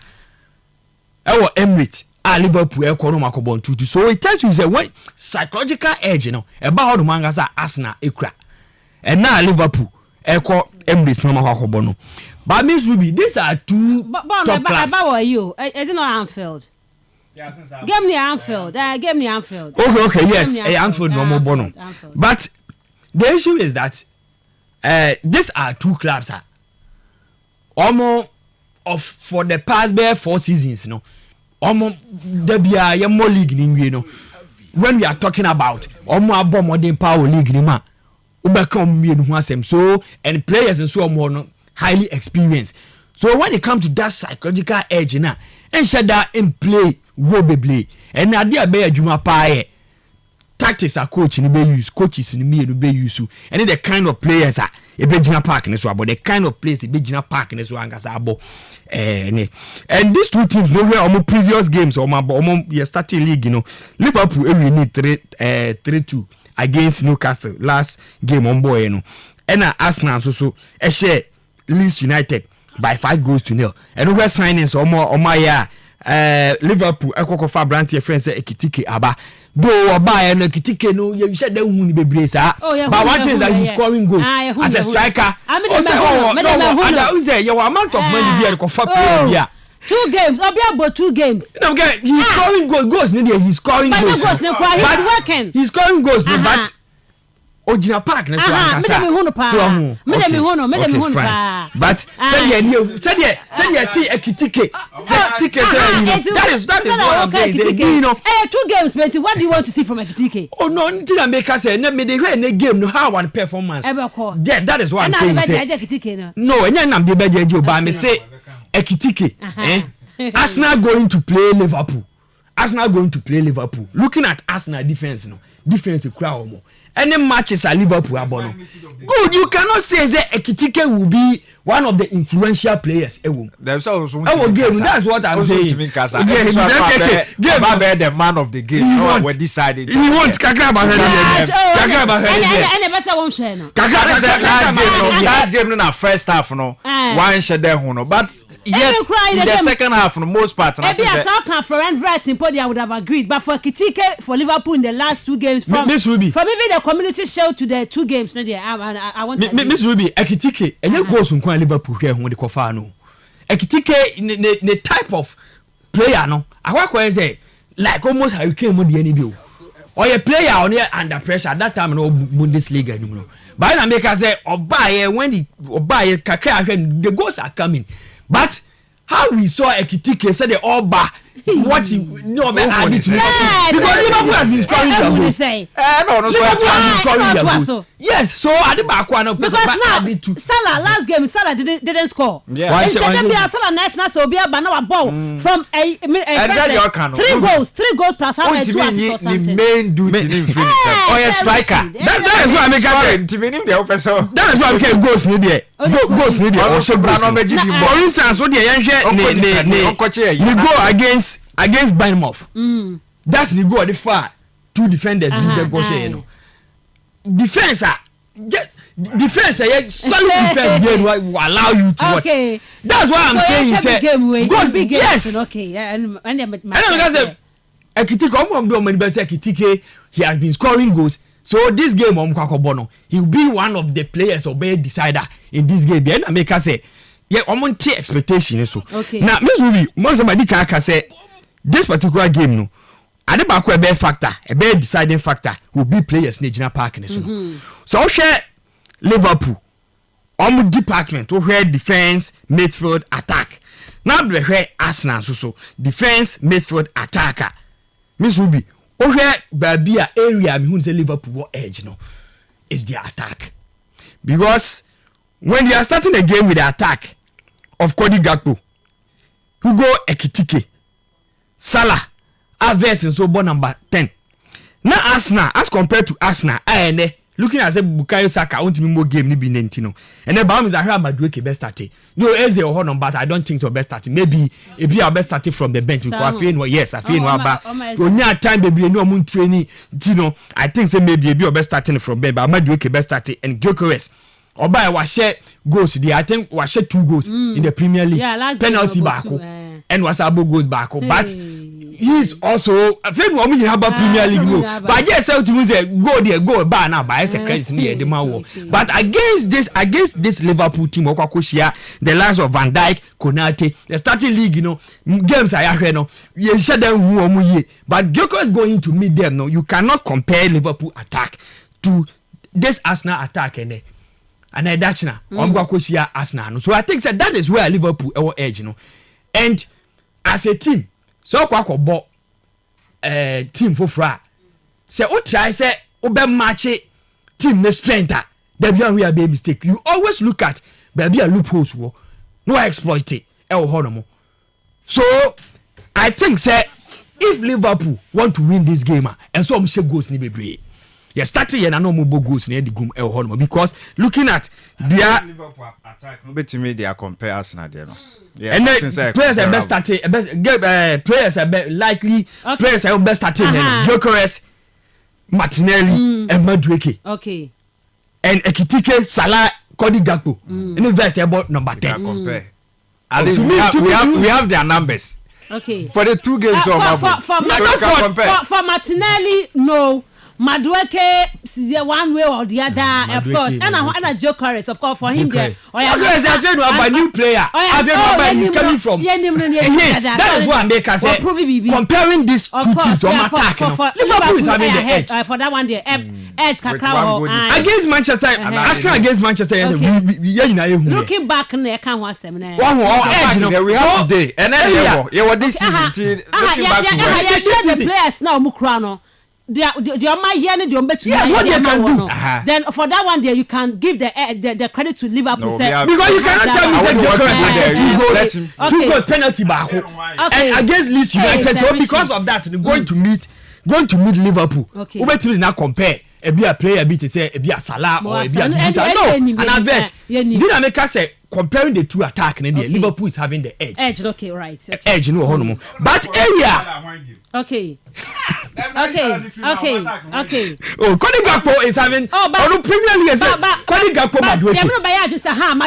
Cody Gakpo Martinelli don't go there. Omo level from Kakra. No, and the critique that's why I make yeah, so I think that for the attack, but where Liverpool won't say Arsenal, the money won't say Arsenal. Ebe winning this particular game, you midfield, and then football. Miss Ruby, and in midfield near Bono. Say if say midfield near better. Barcelona this, last season Barca. Now they were not having defenders around here extraordinary biao, but their midfield. No mu kura ball na. Utis omo ball na. The same thing applied to PSG. Paris Saint-Germain so Arsenal omo was Zubimendi who is a controller of the game. Now when you go to Liverpool and they bought two midfielders, two pivot. Gravenberch and that will be a Szoboszlai. Okay, Sobo. None of them is a controller. How much Sobo come right back be my home? Maybe and then I think I hear Bensu Jones. Okay. Jones say Ohono. Maybe Conor Bradley now he was on the bench in Sebia. This maybe that's what I think send the game first Abono because when you are playing against us so that Jones would drift into the midfield. Okay. In order to match the Arsenal. Curtis Jones. Yes. No, for Curtis Jones there, and Szoboszlai mom at the right back. Not now, for Jones, they mean who Jones about the right back for Liverpool now. Maybe I'm sure. To me, that is how I see because Szoboszlai will too all limiting on abilities. Because Szoboszlai is the man of the match last week. But we are going to play against Arsenal. Okay. But if I will born it, on your right back in Tina because they forget. Both. Right back. Of course, now Szoboszlai mommy ahead of Curtis Jones. But Bradley more than Szoboszlai to go. I see Liverpool going into this game. Okay. Make sure so ball two Obetima drafting into the midfield. And there's so much midfield. Jones also can also do that. So that Szoboszlai playing as number 8. Okay. Because Szoboszlai we all know he's not a controller. Okay. He plays better when you allow him to move forward. Okay. Obetima score goal. Obetima through pass. Ahmed assist aba. So they go through. No, to be cross board there. A good crosser. But I think they're all limiting him, especially going to play against. But on your right back or more when Obama Yahuntino Jones at the right back body and an option in this game. So Bradley Modia and Szoboszlai at the right back. They are the two players obeying for now. Okay, what the emphasis? But and now as the right back listen Arsenal bet or bet 20 or what is supposed like the two players there's no difference. All abilities no obi and one more all defensive abilities. Okay. These two players no. That is why I'm saying Szoboszlai he plays better when you are going to play Arsenal. And Bradley back until they call him. Okay, what the for Jones cause I had my. All right. But over Arsenal midfield now. And number one Zubimendi who is a typical controller. Then Merino. Zubimendi giving you goals going forward. All man should be done for mount, but we have Merino and Declan Rice. And one thing about these three players, almost has made me contribute defensively. Of course. Rice, Zubimendi. Yes, as compared to that of what Liverpool team your home is here. And for Manchester Crowd, don't be fan Liverpool season, but we have all seen. Say defensively, they are struggling. Of course, defensively. Liverpool struggle, and when you are going to play against Arsenal, our midfield they are solid. Our defensive departments also better than you are. Yeah, that's true. Now the only thing that you can do to save yourselves is more goals. Okay. We share more goals there, maybe we short 3 crowd 4. Said the Omni Newcastle boy, because against Newcastle, what the red card. Now if you Liverpool struggle, and we have a Liverpool team, no.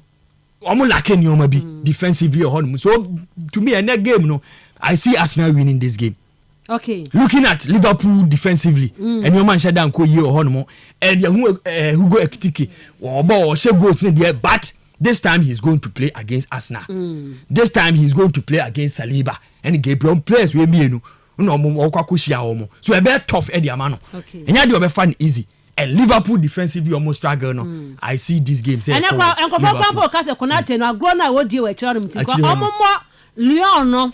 That guy na small boy na free Italy aban come on no say Italy for the national team for the first time come on that Lyon because they cannot take Liverpool yes and but this is a Premier League game and if you decide to introduce new player in derby one way big pressure be ban so no e be na Manchester ko introduce you Fredrickson or a player a young guy or a good against fourth tier side na go with me about bad pressure so we must play be the derby. Very dangerous. Okay. So I think that pair na be but on me then on Beji. All right. But be on the best. You will take Arsenal to win the Liverpool, game. yes, Liverpool will score bet me a goal there. But no matter what Arsenal, yes, yeah, Arsenal. Now game match. K12 on Manchester United. What I said Manly they must have 5. Game very very important. Madika can say enya dia animonimu ya no okay Manchester United management team no hierarchy na they are right now they are not thinking of some besake Amorim Amanako. But one thing is that adeba football man indirectly say yeah na relax kakra say football it belongs to supporters fans there so say if Ghana han muze na fans no ye nim de right ye ntimi nyina ma ye leagues I support teams na support no mutimi nye the right thing no but to go outside Europe supporters betimi aka ho apusu ama won beye ade a eni wonya wadwen senka beye so this particular game no though Amorim for now we save there but when timi win this game one we are the call for the sack of Amorim na be chase and the chase na afia kika ko ano ye dina omu aberadam they would never have any chance omu nya chance bia the unions no mu nya bia so be sack Amorim o be catch Amorim so onko no already cry no cry can my hint say when nyoma person say enko yi a maybe ebi obeja team hodom no wako and against Burnley though Burnley omo last game I think they won by 2 goals first game no win here yes but Old Trafford Burnley pay investment ayaye in Buemo Aba ya how for Shesko there pay how things are going no matter what they best struggle kakra until Manchester United fans this is why I say munyanto boas here Eddie Emmanuel Honomo and Mason Mount was started or performing Osha do goals no na aka akra there but a quite of us to link up with the 2 number 10s and Bruno Fernandes no Miss Ruby and the kind of Honomo and I don't see why against Burnley Manchester United barely lose that particular game and a must win and the players now say Gina Park and Adia Akai say on be taking responsibility because not all the time that they be an because a coach manager is say your manager and I hear people also call and say Amorim Ebeya and Kaunchi very the tactics Miss Ruby yes Manchester United then enkone omo yes enkone nimu da that be an cry say all the time be sansan bibi sa almost San Yomasa. For now, Amorim or your system manager. The main reason why Amorim, like Pep Guardiola, the main reason why Kokofa and the buy, and they say to give Manchester United an identity. And there's one thing a Manchester struggles are from timer, your Pamo, David Moyes, or no penny pragmatic manager. Your Pamo if you want to have a Manchester starter here. Say ye pe Kokofa Louis Van Gaal and buy a pe coacher. Or Manchester United identity so that Akaho. And now ba bedru you so now no if say oye na just say very in the tactics na obetimi a very am farmer no by farmer no we are still na the philosophy no the buy na the we feel you but by the time obesika so say I reintroduce no na players ni we feel na just was start everything again so three back in the on farm no yes and no na Van Gaal you feel you Manchester United no Van Gaal ni philosophy anga say ode ba no e do we do vary no ana chire no your team ko bot of yes say osade ba back bio and farm and so oko the same thing apply to everything hack and so be say omo counter attacking football but ba in the first season second season ni counter attacking football it was started self may go back to the philosophy and be na fe nioma so Manchester United this against Burnley a must we know and I think say TK will struggle as usual but with Mason Mount in Buemo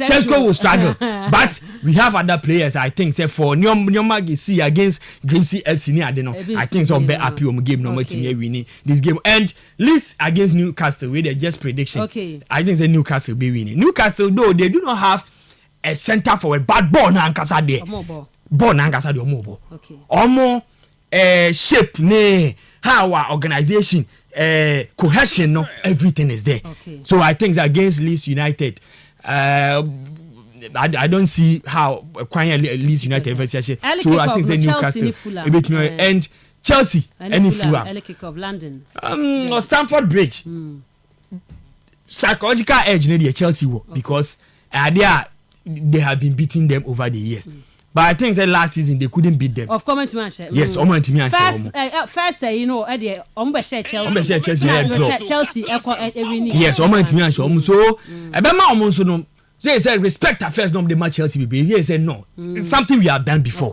We can also do it. That is idea. And one of the managers are underrated power league, that's Marco Silva. Yes, that checker. We are going to share Manchester United board in the second half.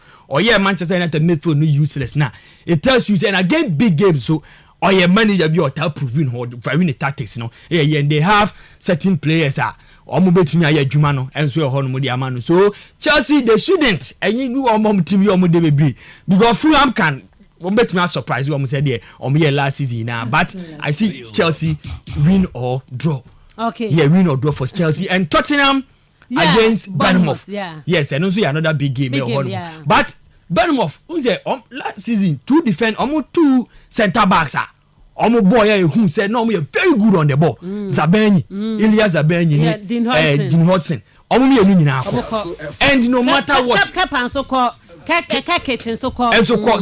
team akwa say players are not mere integral forming integral part last season here who Bournemouth here pa no especially defensively judging on their performance against Liverpool Anfield no but at the end of the day 2 goals so attack no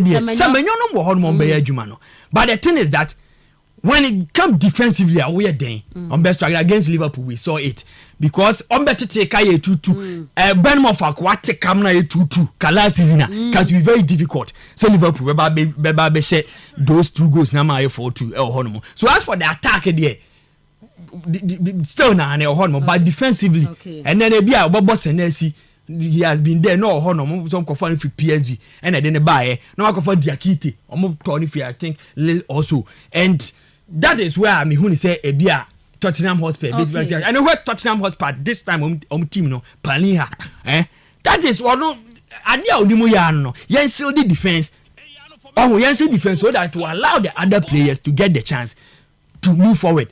And to my frank buy no when I say the way of us manage Tottenham team no well who problem we identify problems and when I been say obe match the strength of what players are always here no animu Kudus and this Brazilian Richarlison and so these are players they are strong when it comes here and defenders so our opponent now they can do it and when it comes to say young persons also they can do it and so I think that Tottenham also win or draw. Okay. Meda say Mr. B Amorim will be sacked full time. Man United 1, Burnley 3.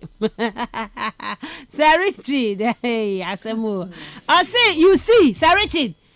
If it's Man United, the league is too young. But for Kitike, the league is older. Segaf anyway, and so at the Emma Sir Richard. Okay, I'm here. It seems or the okay, when we can't we no at the amount. Mame and comment him. I say all Man U, Chelsea and City against will be put to shame tomorrow. Arsenal will win Fala for if Arsenal wins tomorrow, I will move to Man United. Hey, I know you're there, I don't know. Per what Sir Richard is saying, I can boldly say that Arsenal defense is stronger than Liverpool, and also Sir Richard and I agree with that. I see Liverpool is not having rich attack compared to Arsenal. Beside the midfield, you can compare them. Florent is ahead of Odegaard. Yeah, I know but no so when say Oba League ni mo no onyam peke up. Aha, nti I don't know when say. I was say good morning, Miss Adams. Amorim can't coach Man United. It's obvious. The authorities have questioned his tactics, and this is an indication that he will not finish the season with them. Man United 1, Burnley 1, Chelsea 2, Fulham 2, Liverpool 1, Arsenal 1, Bayern win, Barca win, Madrid win. Okay, may I say we feel necessary ho, we feel Elmina and I would do the Ediaba. Man United fans must fast today. 4 divisions self couldn't win Nanka Burnley, Kwekukas, Robert Kotoche, and a Kwekukas, and so the way Ediaba. Man United is in turmoil against the scientific discipline of system thinking outlines. Why the team approach is failing. Too bad. Emperor Carter, message on also no. De aba ewa hanom enonom.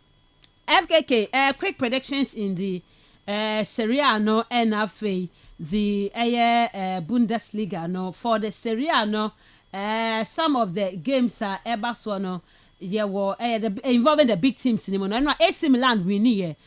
Napoli Cagliari FKK na da so we dey emunya den ene dey we can need FKK e da katifo ni nyina achi enya no ano no do mu nyina achi Atalanta Parma Napoli Cagliari Roma Pisa we dey do ma achi yeah a bit tricky but over here said they can hear crimination so mo first 2 games in Omaji 6 points and no minister solo ne boy kwa mo do mo fast so 2-0 but here Milan so bre but look how much the making the first assist I didn't say no na ever discussions in the team but come for no ahwe no mo ba kwa surprise say Bologna for no as I say Nico Paz or Medford or Juma Woody in front of him Abrante Fene Edu Vukas Martin said they have a good team and manager Francesco Fabregas wakwa confirm rantia omo ebetina si ye na odo omo ye poron muhwe ye wakofa ya Abrante Lucas da kunha odaso ho and I believe say still now no or some men na odo omo ebeye adwuma na I think say double chance for you Como. And for me, first game, they won and 2-0 clean sheet against a Lazio, a certain Lazio. Marco Mauricio Sarri and so it's media bar. So I think say if anything just go for Como, double chance, and I say both team to score. Now so what me and a simple echo. Atlanta, I'm a first a point or a point from that game almost so in fact that would be even a year 1 second or even third because first game no mutina fie Skamaka we second week yes and I'm kind of first game no mutina fie Skamaka ehye edi elmo enu po na ye katia na pisa for etimi take the lead no and omo ekwa way to a Parma and their return no and shada M5 first game 2-0 and a Juve 4 and so etimi ade mom and I think say before some best settle into Serie A no na points no more drop it Atlanta for Kamaldeen and then for no Mali Sanye biom so be fair point and so etimi the film na can team Roma and so kwa way to Pixar no best bet say Roma before the 3 match 1 points no and so etimi edi akọ omonim sanse Gian Piero Gasperini and unto no mkofa no nti I see them but Napoli I don't know mu game ni do mu any Cagliari and negotiate bibia say na victory no on be fatin say Kevin De Bruyne mo Scott McTominay Romelu Lukaku wo ye anim honom no creativity no hu bebre wo ene mu team no Politano is still down Giza Lobotka wo that midfield trial no DM na say double pivoter Conte ya no person obo no for me I think say on be a stronger opponent to Bobo from Cagliari almost certainly fi abo ewe Maradona Sports Stadium Napoli to win and I think so benya da almost second successive victory na was Serie A no na me adoma ochina Genoa yes see Juventus and Genoa nye Genoa na eni momo ewo last 2 seasons kwan omo fa so na afei this coach omo wie ya eno mo hwere no etu Juve ono so koye no ankwan kofa and to me amfa amano but I feel say Juventus how they started now mo enya 2 and also mo enya that first victory keeping clean sheet 2-0 ewo fie no on be person mo ebe continue on and for me Weston McKennie mo will be there and they will be doing the job for Dusan Vlahovic akọ Jonathan David Monoso Ekoye no I think say onya a very good start. I think say Juve team now is stronger and on betimi akoshe Genoa. Fiorentina any Torino double chance for Torino. Then Inter Milan so they will continue against Udinese. Yes, on be share Udinese EOS game. Lazio on be your first 3 points for Mauricio Sarri against Hellas Verona. Okay, Ten Hag first game he lost at home or covered that Bremen or Bundesliga. No inconsistency. All for any games in the pre-season, no. Everything hard. Them say bullshit. Yeah. Why? Because I think class. All pre-season, you win. Now, inconsistency. I think it's first game Flamingo on under 23. Generation 4 so. I no starting raises our concerns. But I think say if you are no winning games be and so it me editor so obviously we see that first game no. And this time around there, Osaka away against Werder Bremen, a tricky Werder Bremen. But I'm sure more games here no more bona. Last season, Werder Bremen 2-0, even with Zabi Alonso, and the Fiede 2-2. Leverkusen, or Marshall, more previous, all compare. overall statistics and Leverkusen for inside almost so there. But last season they are not the Bibiaka. I think so more form than Shada and Swenim. And now everything has also a fair wako. Our Kikanyoma ACNE and one share none any better no. None san the first 3 games or Beboni there. Nay, ya AGF finish. I think so that Bremen for no. A bit me a an upset. But with Patrick Chick and the likes, you know, I think I was so mutimi a pulley some strings. Now for mutimia surprising draw. As so it made the first side game anymore. Bayern will win. Somebody money Osberg. Baby say how many goals? And no Ebesha na umbe consider how many. I think say no na idea beba. Who is the first game no 6. And nobody swear certain Leipzig. So imagine so compare himself football there in time follow. Yes I but Osberg against Bayern on any day on paper and wherever.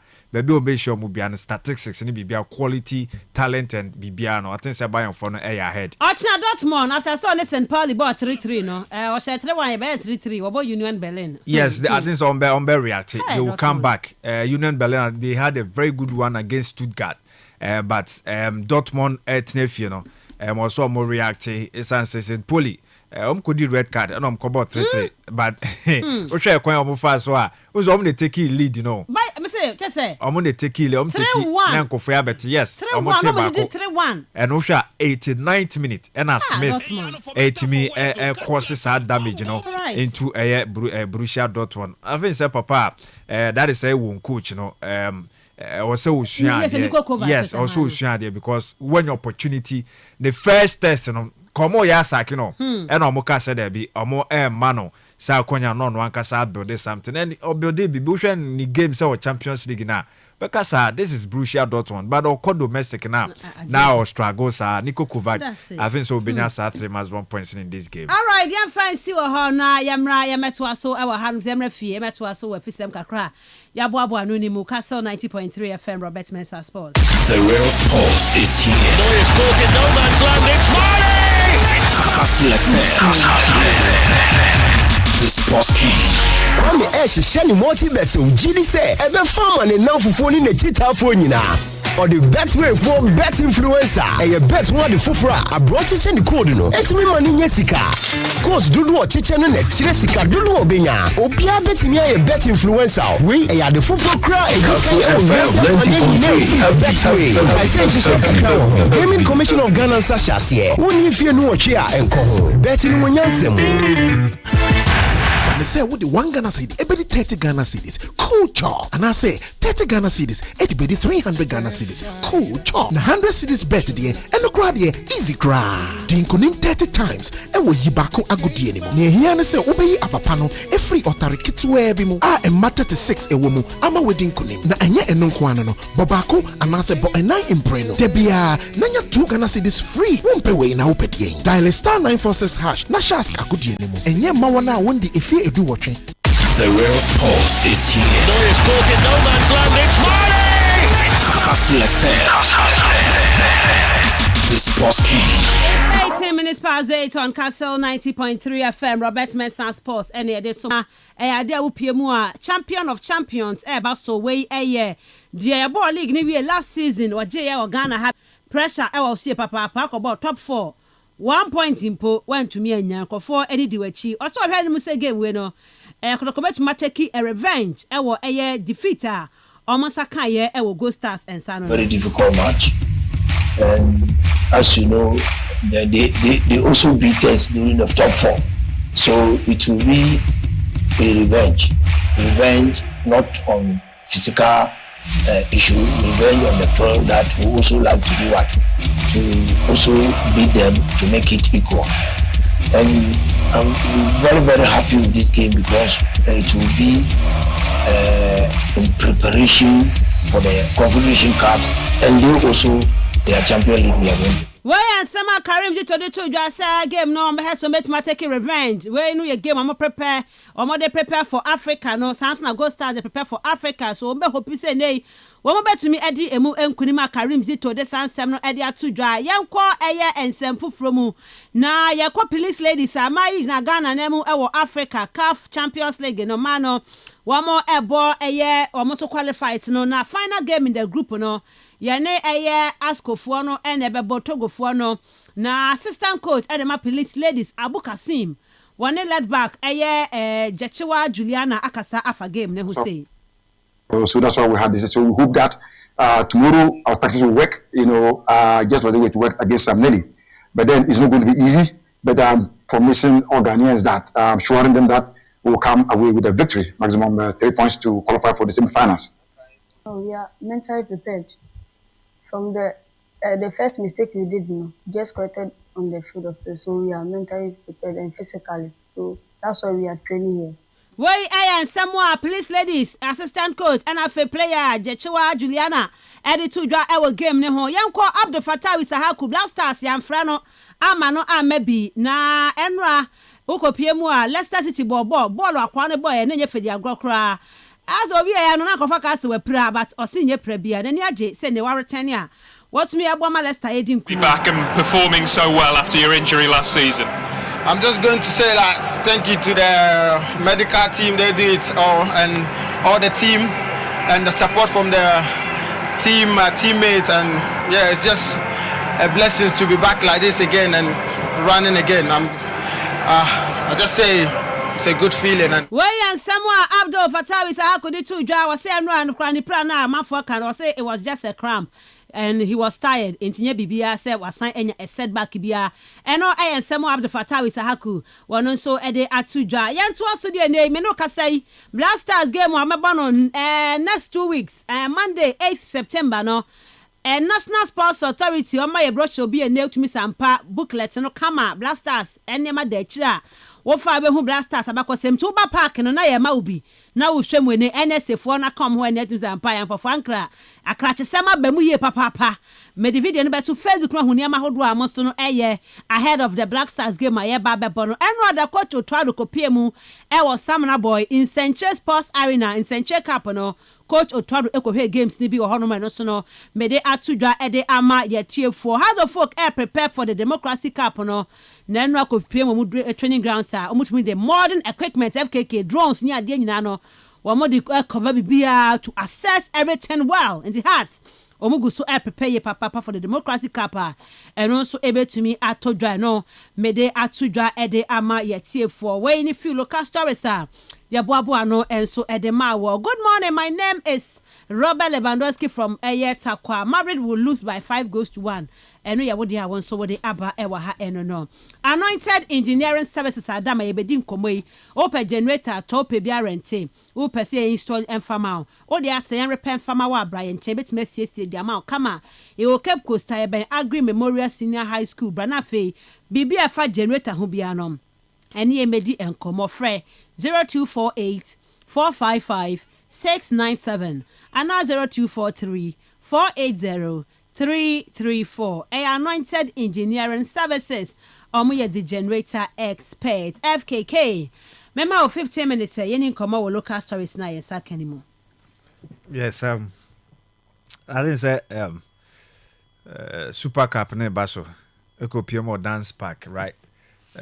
Gold Stars for home honum na home protest sorry and shada anye kese de but na opponent ekotoko feel say Super Cup de nkaja munya baby a neutral yes said elsewhere omota bobo no you say bim cry no 4 teams almost wako baby na omo akwa Saudi uko Spain for na no so Saudi for no mo ko Hong Kong ho no mo so kokobo mo Super Cup and 4 teams and almost waiting me kobo by the yesi 2-9 ya de bebo and so fairly ka neutral grounds nanka I think say bibia ye kama and also linking to and I saw back dictate to even these 2 teams initiate I think say one last fish out mu share with dance park na a whole lot of issues my kakakre bi sa hooliganism ne sa nyoma sorry na kotokoya we side no onya sa gidie ni say ase referee oba beginem no na ompese kotokobekwa akọ wini sa game ntina ochie mu pai no ye ne 0-0 and obviously kotoko create a lot of chances most part of the game no omone na ye better side and go start for no supporters na admit here and with that game na I think say Basumbe wokɔ kɔhwɛ ɔmo platforms na few supporters bi ɔmo comment after the game no na in fact dodoɔ na mpo ɛyɛ sɛ Foster J a ɔmo de man of the match na man no nyɛ ne deserve wɔn goalkeeper friend Kobe on ne deserve sense wohwɛ chances ne saves a prevent yɛ sɛ ɔma no internet no ma okika ne nyinaa bom a ɛno na ɔmo kɔtɔkɔfo no feel sɛ nkɔmɔ bɔ neutral ground anka but ne nyinaa no ɔmo accept agye atum so ɔmbɛkɔ akɔbɔ and I think say a difficult ground at the ɔmo in as much say coach na ka so ɔbɛkɔ for your revenge ne the likes no mo hwɛ ni team na mo hunu sɛ obviously as a coach ebi opɛsɔ de bibia to ni players no but they compare two teams na ne recently top 4 game ɔmo boy ɛwɔ ɛyɛ Legon Park hɔnom na anasɛ Legon Stadium na yɛ nyinaa yɛ hu sɛ Gold Stars for normal a better team, not just winning by 2-1, but a better side. All the departments, they dominated from defense, midfield, attack, instances. If you want to moment, if you want to kotokofono, and so mu show more attack na better more mu chances. Kwam Poku, mu chances ni bi omo unconverted. But also moment for the Emmanuel entry. Later on who be jau eba be bobi but with Hilaria double set kojo that afternoon na nkombe person betimi about the sort of game and non person but who dominate midfield no who create spaces such chances na dia makwampoku ni abeta mo akere say they could be dangerous against any opponent bia omo any omo shine consistently. These two players no na say kotoko team no so omo anhye goals na mfa ma omo a na team no safa enti wo hwe 3 games omo ball top 4 no ma teams no make sure team prevent omo kakra bi na omo so anyo omo adwene say omo be clinical in front of goals no we nyina ehui say kotoko just a single goal and omo share in the top 4 competition omo benti say o kika nyina abom na OTT BF me UBF ma I feel say Kotoko team no lucky behind BB Gold Stars paired your boy no. Yes, I think say Gold Stars furniture say omo team no mo tutum de. Te say the Kotoko de so mo tutum kakra no. But players no mo ba be shave no say indeed they really mean business and on person mo solidify mo position bia e dia mo role bia e dia mo ya sign dia mo mo nya sa starting berth no. Into share impo starting 11 na mo the ball. One of our games, our top 4 no. Emmanuel Kobe starting Gideon, Naba, Bright, Boache, Kevin Opon, Edward Ajiman. Osha sa moment for trial no Edward Ajiman, any Francis Trene, Ajinim Boatin the Obianim no. So these are moments for trial. And Osha changes are bad but don't share them who made for the artist so keep hold of consistency be.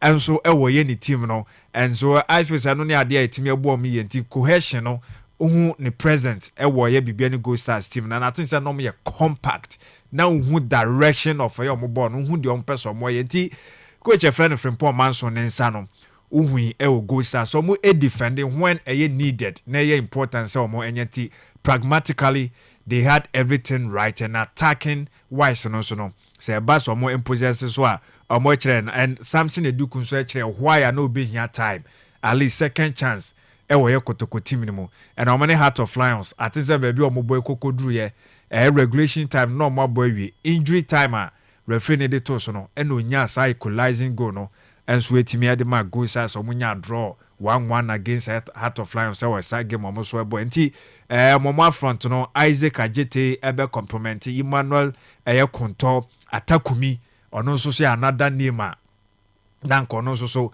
mo hwe say kono so benya another chance ni nyina mo no bia ni Gold Stars ama mo sa opportunity na mo so kire why nanka omo wo elsewhere nanka ometimi perform dia mo team no comparing to Kotoko team say the medical bobo no say Kotoko if say really on person munya results na so mo revenge no ebebe mu dia Kamara was the concentration level no solid sa sense of awareness no it should be there no kwa ade ba ko ba ya na nka oye ni year enfree ni nsa no de but ade otimi ye ene se o hihye ni defense line no eno de otimi ye pa na sometimes ana minim so kana se ni defenders no so in front of him muntia me so say language barrier no so should be a case because the last time na me tie no kakra na say twi no o te kakra no so etimi kan kakra but even ono ankasa player ojina nanima o ye captain Samba O'Neal o ye French no kan so kan French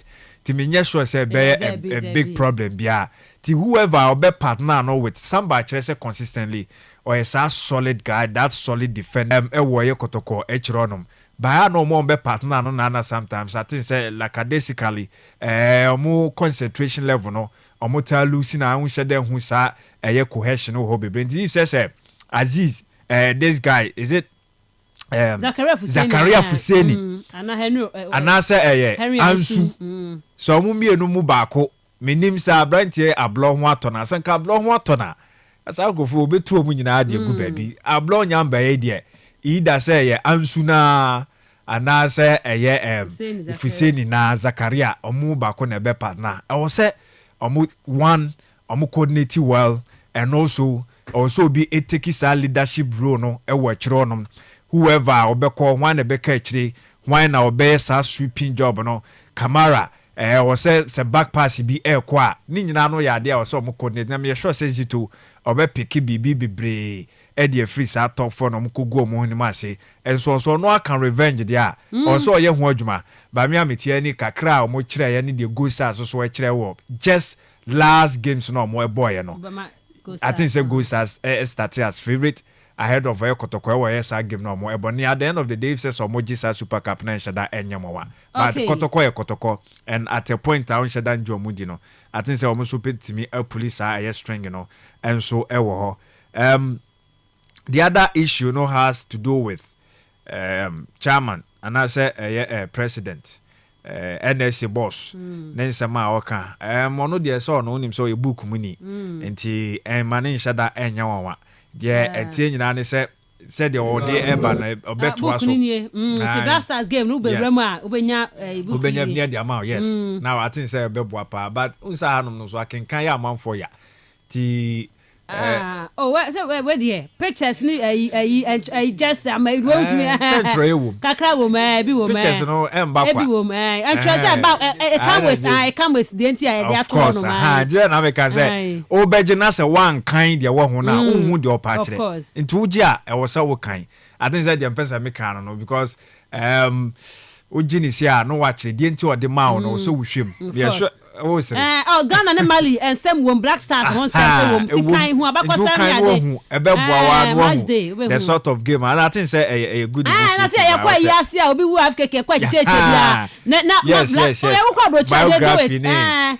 so Ghana ya be ti Black Stars game ye benya bia be I think say something good who say one or na dey o campaign na I didn't say one of is it Hearts? Hearts. Obeko election. NCC. They are not pay a omo chair no. And I know case obe print sa book bi na nka. But no dey am say na different. Dey na exercise na. Exercise book. Na na ka say onye BBC. BBC dia pictures no. Ne nipa no mu wom no. Obe define bia obebo ni din. Bia obra kakra oye say team ni nyina.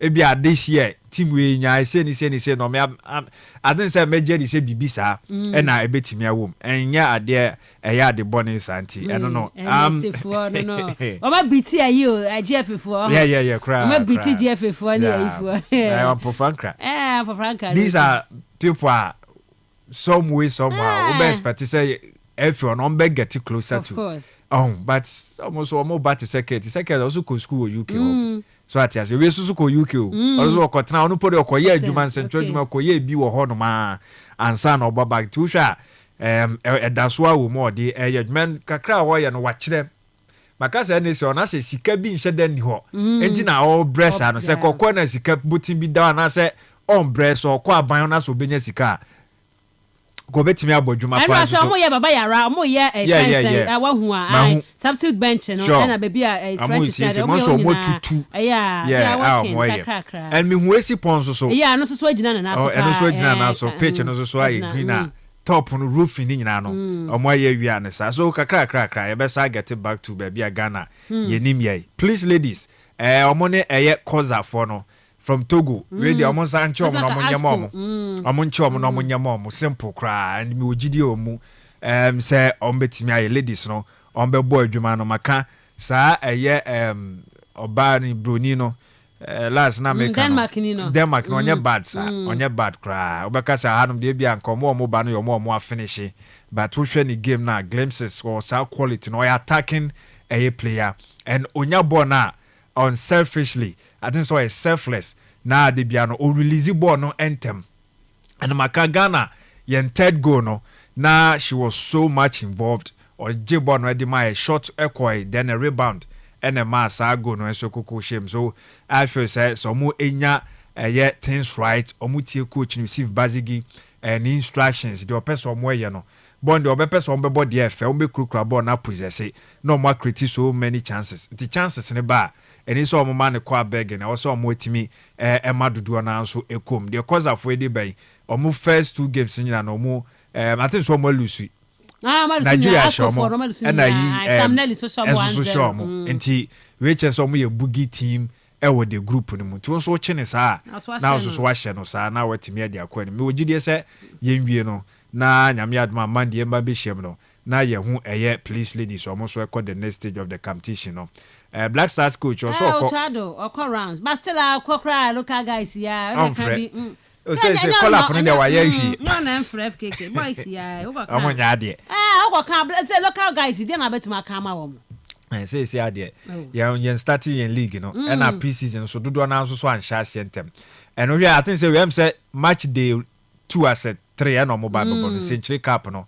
this time around say teams no mo end also media ma Gold Stars Dreams FC Nations and I say it be about 4 yeah 4 I think say last year among the 8 teams they send a boy so 4 big teams and Holy Stars and so count but Holy Stars and so count Holy Stars I know omo Lucy 1-0 Holy Stars yeah Holy Stars Lucy right so then you have numbers in it all but I think some more display quality so when you be sure unya some videos ni be sure omo games no enye bad cry and for me organization also so I a very good reason why your national team head coach is so be kwa but I say one thing that we should give it to and say man of share games no or happy idea of share games the power of share just say call up na yenye bi ba also share I heard your help it's just more because say bia on play games since bia want me free boys no hwe my boys na say ya na ye also mo homene so also mo no so say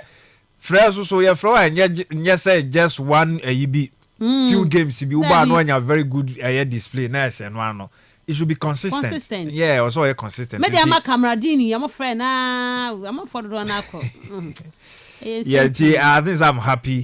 Say Oguswa twice now or yes I did. Now this time around the Okoba I think say going forward local players now and you be understand that him where some 5 be enya 6 be anya be 3 be I think say nya dia kwa anti enya that bad I think say no mom should say something and can be enchre players no say so mo yire omo ho a at least anya bia no toado be frame you no miensa bi ti so fra or so man adwuma ya o man some thinking say or so more opportunity now so timi kobo bi enfama Black Stars nti ye de oni be so but Isaku mo sa kwa pra Wempra.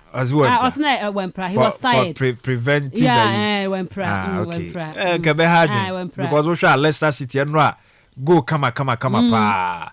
And the favorite left foot born whereby now and one of your beautiful of air pass, but will make it the most out of it. And game no baby are now travel you next Leicester for ya job Munsemana. Yes. We need Leicester. And I'm kasi na ya job Munsemza say omunya 3 points no.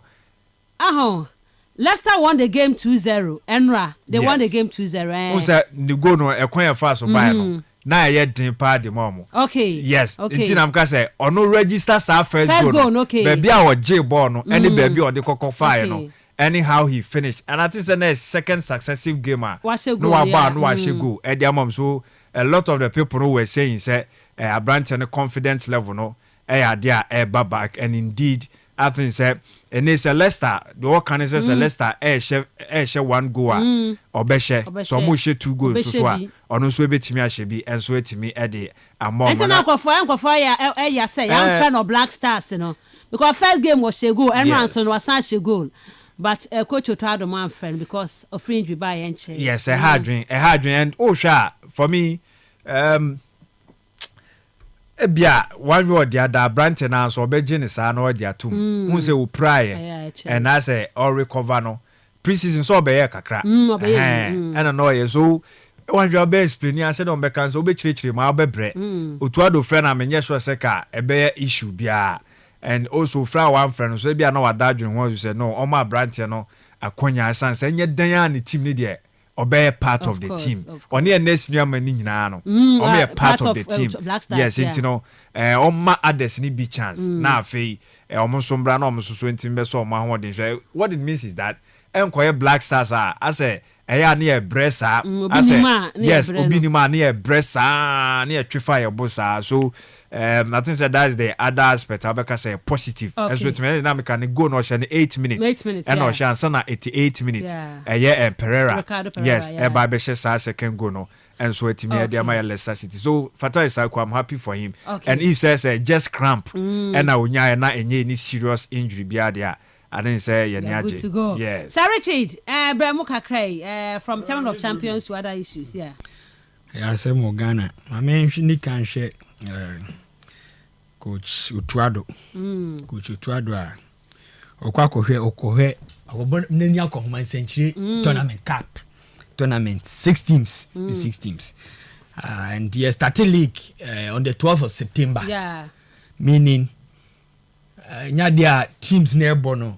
Do no players no enya like ombefano so because enche bia less than a month e kwa kobole okay ntino se bia fatigue game man bebre ni ntino so we ka Europe and it is like see aka say England coach Thomas Tuchel also akwa me fan say pre-season yes games your mobile be na Friday you see the most important thing is so you Black Star you coach of a national team yes 30 years old the question is okay so about Ghana had the man ko game the most important is that Ghana had the Bob League no yes so about here but make us say your ball league Ghana had musi so as a ball league higher ball league in your ball do baby those talents they play consistently the player we consistent with the near track no okoshe league no obere Ghana league ni bi oshebi o ma deku so as enya hwe yes bra our players no enya wa ha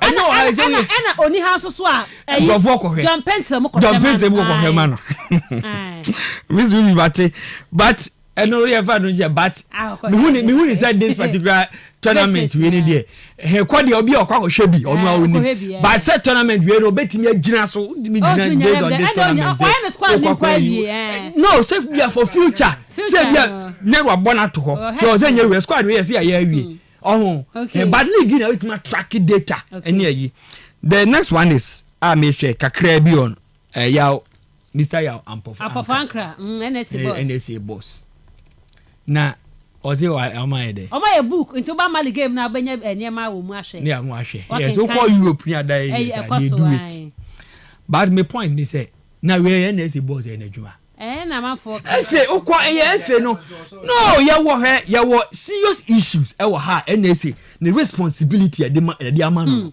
sports wo Ghana had muze youth say coach ku ba bia me your areas o we hono mu na he sky de ko yes abrocho yes and they say de kwa koma your bo ho sky de ye kire wa be but me one I remember say was it last year or last 2 years sports yeah what regionals no schools need to be anya why because sky na say free oba no sky no nya abeka abraman say ndi anja den zi askani o engineer ne be tino we due ne kwakọ ye ya di foni atete akire zi e come yi no for me but yomunya ni o me yomu mani ko ni o me hia o the Black Stars ni hia o mu che obi ya certain things and you ma bi ho no mu o Black Stars be bobo awiase nyina ye o zi e ukọ Tanzania ya asisi ya currently ubetimi anya stadia there's a hold over for betimi host international games at the same time. Of course.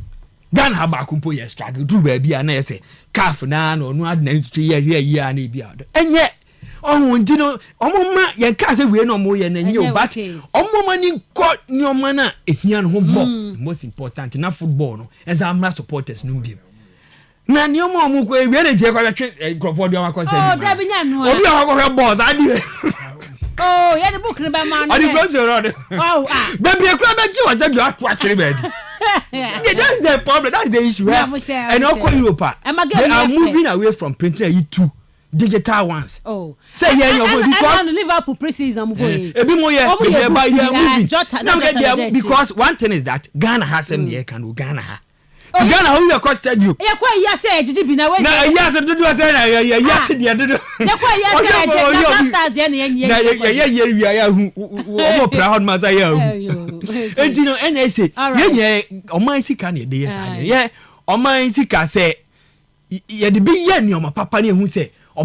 at least sector be an improvement in Bawa. Certain penny for how much you near how much. Or man penya to hobby and chair hobby. Yeah, no, son, Miss will be night. Okay, I'm penny them baby. Oh, but you're there, Danny. It just said, Messiah and Puff Anchor. Yeah, various study and football, what Krum had Musin. And I will put challenges the brain. I call a new done. Oh, say, oh, sir, my penny that chain up last the name. You're necessary. Blasters game. What inside? NSM Bomi. You see, I'm penny that chain. NSM Bomi, Yadia Cafe, we are crank Cafe Bomi, I say, dear Nimuyan.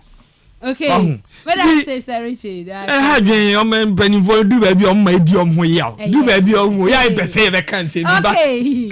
Mama for calls the net for M4 my dream chair Emra show news to be 0244 408046 0244 408046 and 0244 408354 0244 408354. Mama for my first caller. Hello, good morning. Reverend. One of the Chinese mobile man.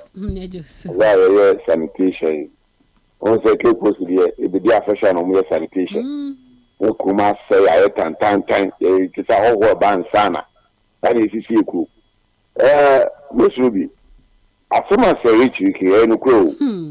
We may hear it. Oh, man, if you something for my did you say, man, to go more. They shown employment to punch for so. Let me share to the sense that you pay for no. Oh, misleading only doing. You know, okay, who gets at your line? Okay, I know, okay, for so good issue. You will, my Kastle, Premier League, no, just in edgy. Okay, just budget. Okay, may I say hello, good morning. Good morning, Miss Ruby. Coach Milo. Coach Milo, okay, could say Miss Ruby. Coach Milo, it's you. Miss Ruby, United fan or one and the Peter 68. Miss Ruby, one of the last time we would ask now, I question Liverpool. I'm for that, me who be actually 22 years. 22 years. Yes, history can repeat itself and history can also be broken. It's true. What this thing. See me be Liverpool. I'm for no 75 years. No man, be Liverpool. I'm for Northern Forest.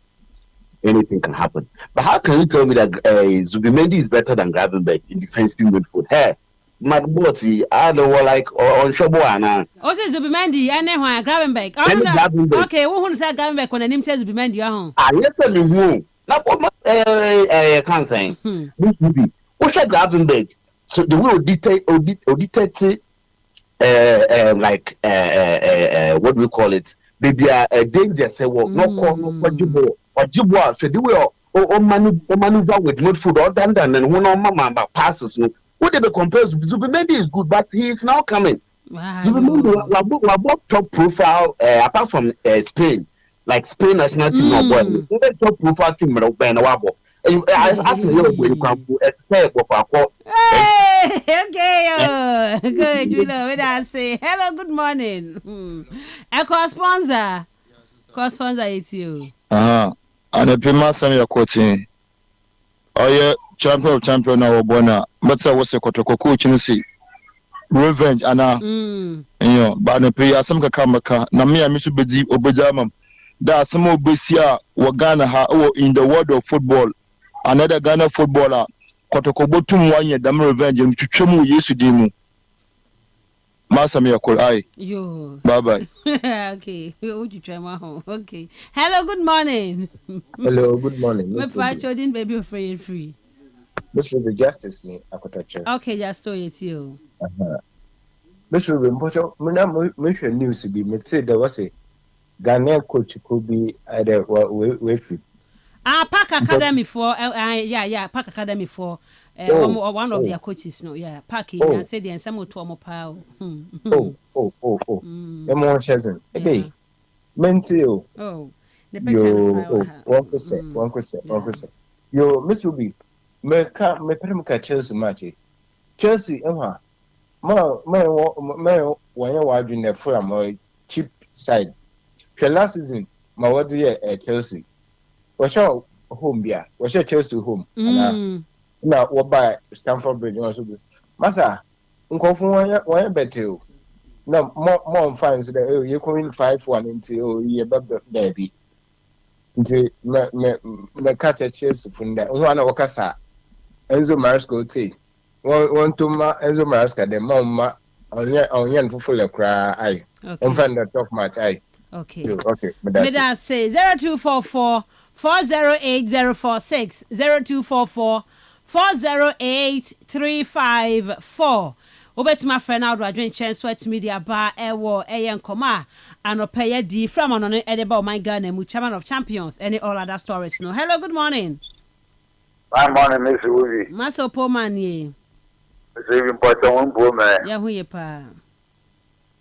Kotoko one born, Davan Natina. Yami had much now, yeah. Mazi, Kotoko Green, 2 and I. Now, Bella Kotoko in some Kotoko in the car for Ghana.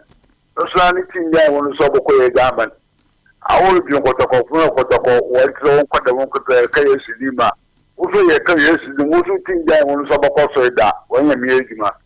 may I say 0244 408 046 0244 408 354. Game Park Cool Chop and a Rage Royal Hotel Adama and a Mefa call. See, hello, good morning.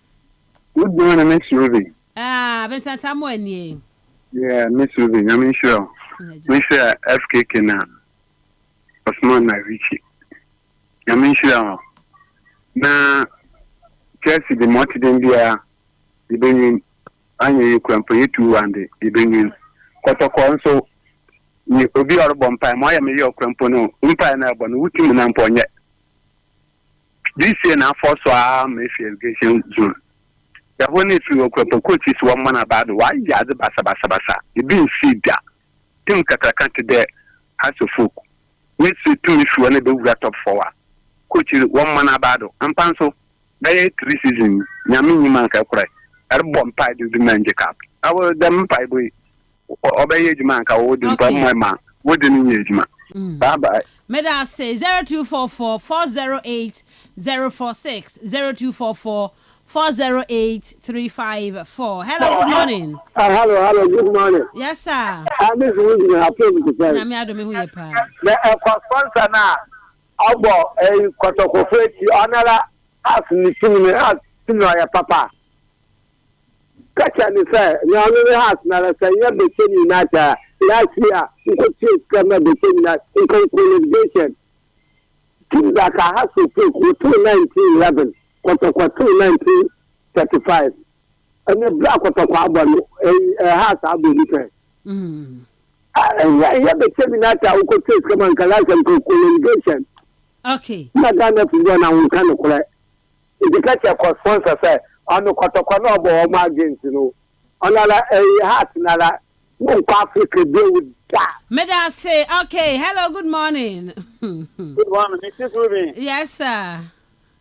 Master Prime, kasi atamu so munye na why. Kotoko last season.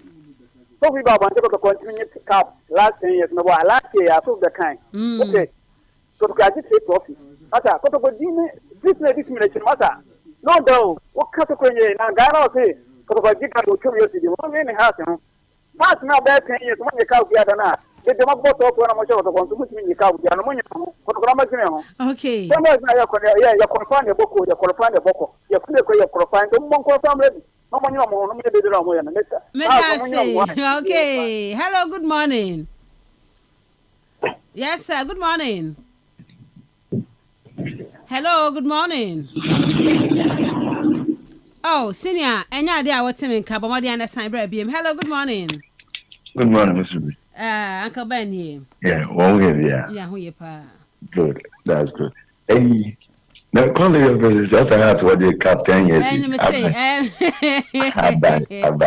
Oh, man, check your Kastle. No, as soon as I reach you, check Ghana. In fact, yeah, concert party.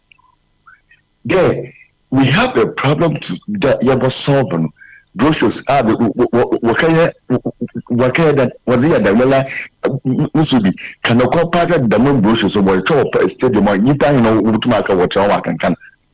You will never be a brochure color is saying what I said amazing. If in the seat, common seat to pay your cleaners wine that won't clean the door. Let me see the other than as a first segment in Asia for calling. Yes, you say, Lex now starting in Samuel Dawson. I hear I hope it's time. Right. No. Ben, I saw you start local sports on the first net before in the Rihanna and appetite. Oh, okay. But I say, hello, good morning. Hello, good morning. Oh, senior, I don't know why I know they are what in Kawaii. I know to get park shop a good, you know. For phone about *946# *946#. Numbers 1 to 36. Yiba kudi e womo e peska keto bi fa to atire. Piafa kwa draw ni mu na draw no ba so na wa ba ne ba bontia wo sika no ye bo ho ama 26 to 30 times. 26 to 30 times. Into 1 to 36 no. You one number per first cut to atire fa kwa draw ni mu. Wo play 2 times a day. Am out 2 Ghana cedis free. Not media play more and win more on Game Park Cool Chop. Hello, good morning. Good morning. Maybe I joined in baby friend free. Okay, Abu Yetio. This really, I'm there. They are in California. Let's see. I'm free and mentioning. I know. Zebia said, "GFC, or start the way you did them." But today, you put your issue on Canada and where the name. One year, one could way, and I also the 3 years. Now, I don't know what happened. Real Biano Bekan. Obibaji, Obibakan. Obi Solenkan. I don't tell them Mamoni. This is Mokoma Samadu. Protocol. One dish. This season. What the private student for Kutuwani. 1 yanda. 4 years. House of folk. Thank you, House of folk. What the Pilgrim. But we will fuck up from so go to one farm one like this year of course. Okay. All right. May I say, Mame and Found Quarry Dry Hotel Case Club in way. I'll phone in I am man woman a year 5 to 16 years, you know, former Johnny Air Case Club. Minister Richard Barapi Abs this year now for the Sintino. Fabano Case Club Nimubi, almost Chiamas Yadia Germany, first Saturday of every month, and Omusia, cooking and baking, career development, leadership skill sessions or swimming lessons or better do so you did the mouth about it. Fabana Bra, working per session 50 cedis, half yearly membership yes 270, and an annual membership no air 480. About 5% discount, so register 2 or more children. Don't be deals to about 20% discount. Hello, good morning. Good morning, Mr. Adam. Aquarium organizer. This is the Antonio from Sudan. Who you aquarium? Yeah, woman is not so high. I mean, I hear aquarium with the minimum to meet you. Munigma. Miss Ruby, woman can no I'm aquarium. The way they are about Miss Yakotokoi. It's a Kuna Kotokoba Fanton to send aquarium monster. Well, only could be a correspondent. I could not follow Katoyasam or Yafete or no football or beyond the market. Now, we be a cook or do be not the Kamazanian. It will be a Kayasam, Obanama, on the football. Did I say, oh, that's one year the water. I will so Kotoko, a Kuna Bafala, Bokuin. I also walk to Koya, one more play. I want to repeat Bokuin, not to put Bokuin, Nine Kotokote, Yakma Yoko, Wakaya Boko, a Kanyanko. yankopona onyimo be kotokoti oboko ni ndudi kaka akori amwaka yimada fe Meda say Ridge Royal Hotel home money 0312-003-222 and 0501-672-908. Ridge Royal Hotel are richly invited, comfortably yours. Me found my last call and I'm in fancy. Hello, good morning. Ghana's best female sports presenter, host and a commentator. How are you? I'm fine, thank you. Asha Khalifa, the taxi driver. When you should do media, Nasa idea on pay the so true you should demand it. You should be on fire. Now, dear, on Bronca said, but you come on, you should be Wonka. Oh, Miss Ruby, answer me. Don't you pay? I pray. And Tadia, who are better cry at the Chomo, you should do because amen. And I go down so to my team with a simple by saying one cousin room ground. And I said, almost a master papa. Ah, no, quite watching and I say, and one casa to whom myself for a simple have a just for copy. I said, I'm going to serious. What I said, you're going to Africa. What I said. And first of all, much by a good preparation. I was phone. And to focus on fire to why. Okay. Meda say, Sir Richard, yeah, dear, see a call. Miss Ruby, and church at T4. Now, because Miss Mahokan Gavin Bejas. Also, or you're better than Zubi Bendy. No problem. I was saying they are two different players. Okay. So I say, Gavin Beck knows what they are done. He's not a typical defensive midfielder. He's not advanced 8. Who's the who the way of us here? That's what I was trying to say. Okay, Tian Fanciana, Yanchia. Tibo Bibia Tia say yes, day in day out. No more course na. All right. Almost spirit on Bibia supported you media EDH. Now I'm in Chia Jabulani. Okay, Jabulani. Yes, I give TA program reading then they also power sempa. Yes, yeah. And they will first you know. Meda say Madrid will lose today, but Barca will win tomorrow over Vallecano thanks to Hansi Flick for stopping the transfer of Femi Lopez. Hekemaya Eddie Felmina and Odenediano Eddie Abawa Hanum say ye El Koto for near the right amount na mawa. Your reports from my NPA for ye mu and a quality na any stro and any partner tono bad customer service or church the chewa. But modern reports from the National Petroleum Authority for Mra. What fry 0302 550 380. Omo head office e wo Jowulu corner fe kwaka wasem e fa che wo mom. Kaisa wo 48 hours report we betumi aye. Good morning Obapa Ruby, please I want update on Chelsea transfer. Mesinya me adma bi enempo. Chelsea before a Fulham game no ombe Garnacho etumi e de na chere. Coach Milo now we say Gravenberg dey no sign e de buy e wo WhatsApp number no so. Yeah, the West Midin the Miss Ruby Adams. FKK and Sir Richard and I would say one cano Evelyn. Hey, Ivy, boy, you could pay me live on Facebook. Yeah, quite join Nafi. And I'll pay I do a news file, no. Yet me a quack of fire at 2 hours. So, cause one more feeding and I had him say. I be you know say God no do us yawa. That be why we they come your way with Urban Gospel. Do you want to feel the rap in gospel music? Do you want to enjoy Afro pop gospel, hip hop gospel? I mean, do you want to feel the street way of gospel? Then listen to Kastle FM every Sunday from 12 p.m. to 3 p.m. Urban Gospel, church on the street. On the first day, and again his back on the third day. That's why we jubilate. His blood I can't even pay. His mercy and grace. Chow, chow, chow. What are his chances next time? Is it really the case that he has some 40 plus,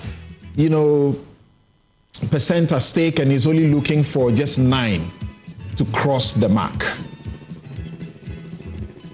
The Rich Hospital assault. The investigative report has been released.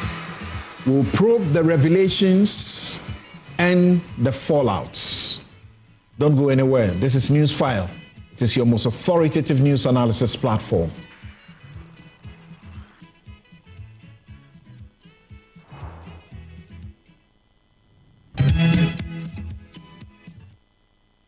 School cruise. Ensure Ankron Biara Waped Wakoto, and trip Biaran. Kastle Transport, Abama. Kastle Transport Car Rentals. The buses are Papaba. Whatever hey, so I bunny Kumebi. One disappointed so. Let them acquaint to Biara down.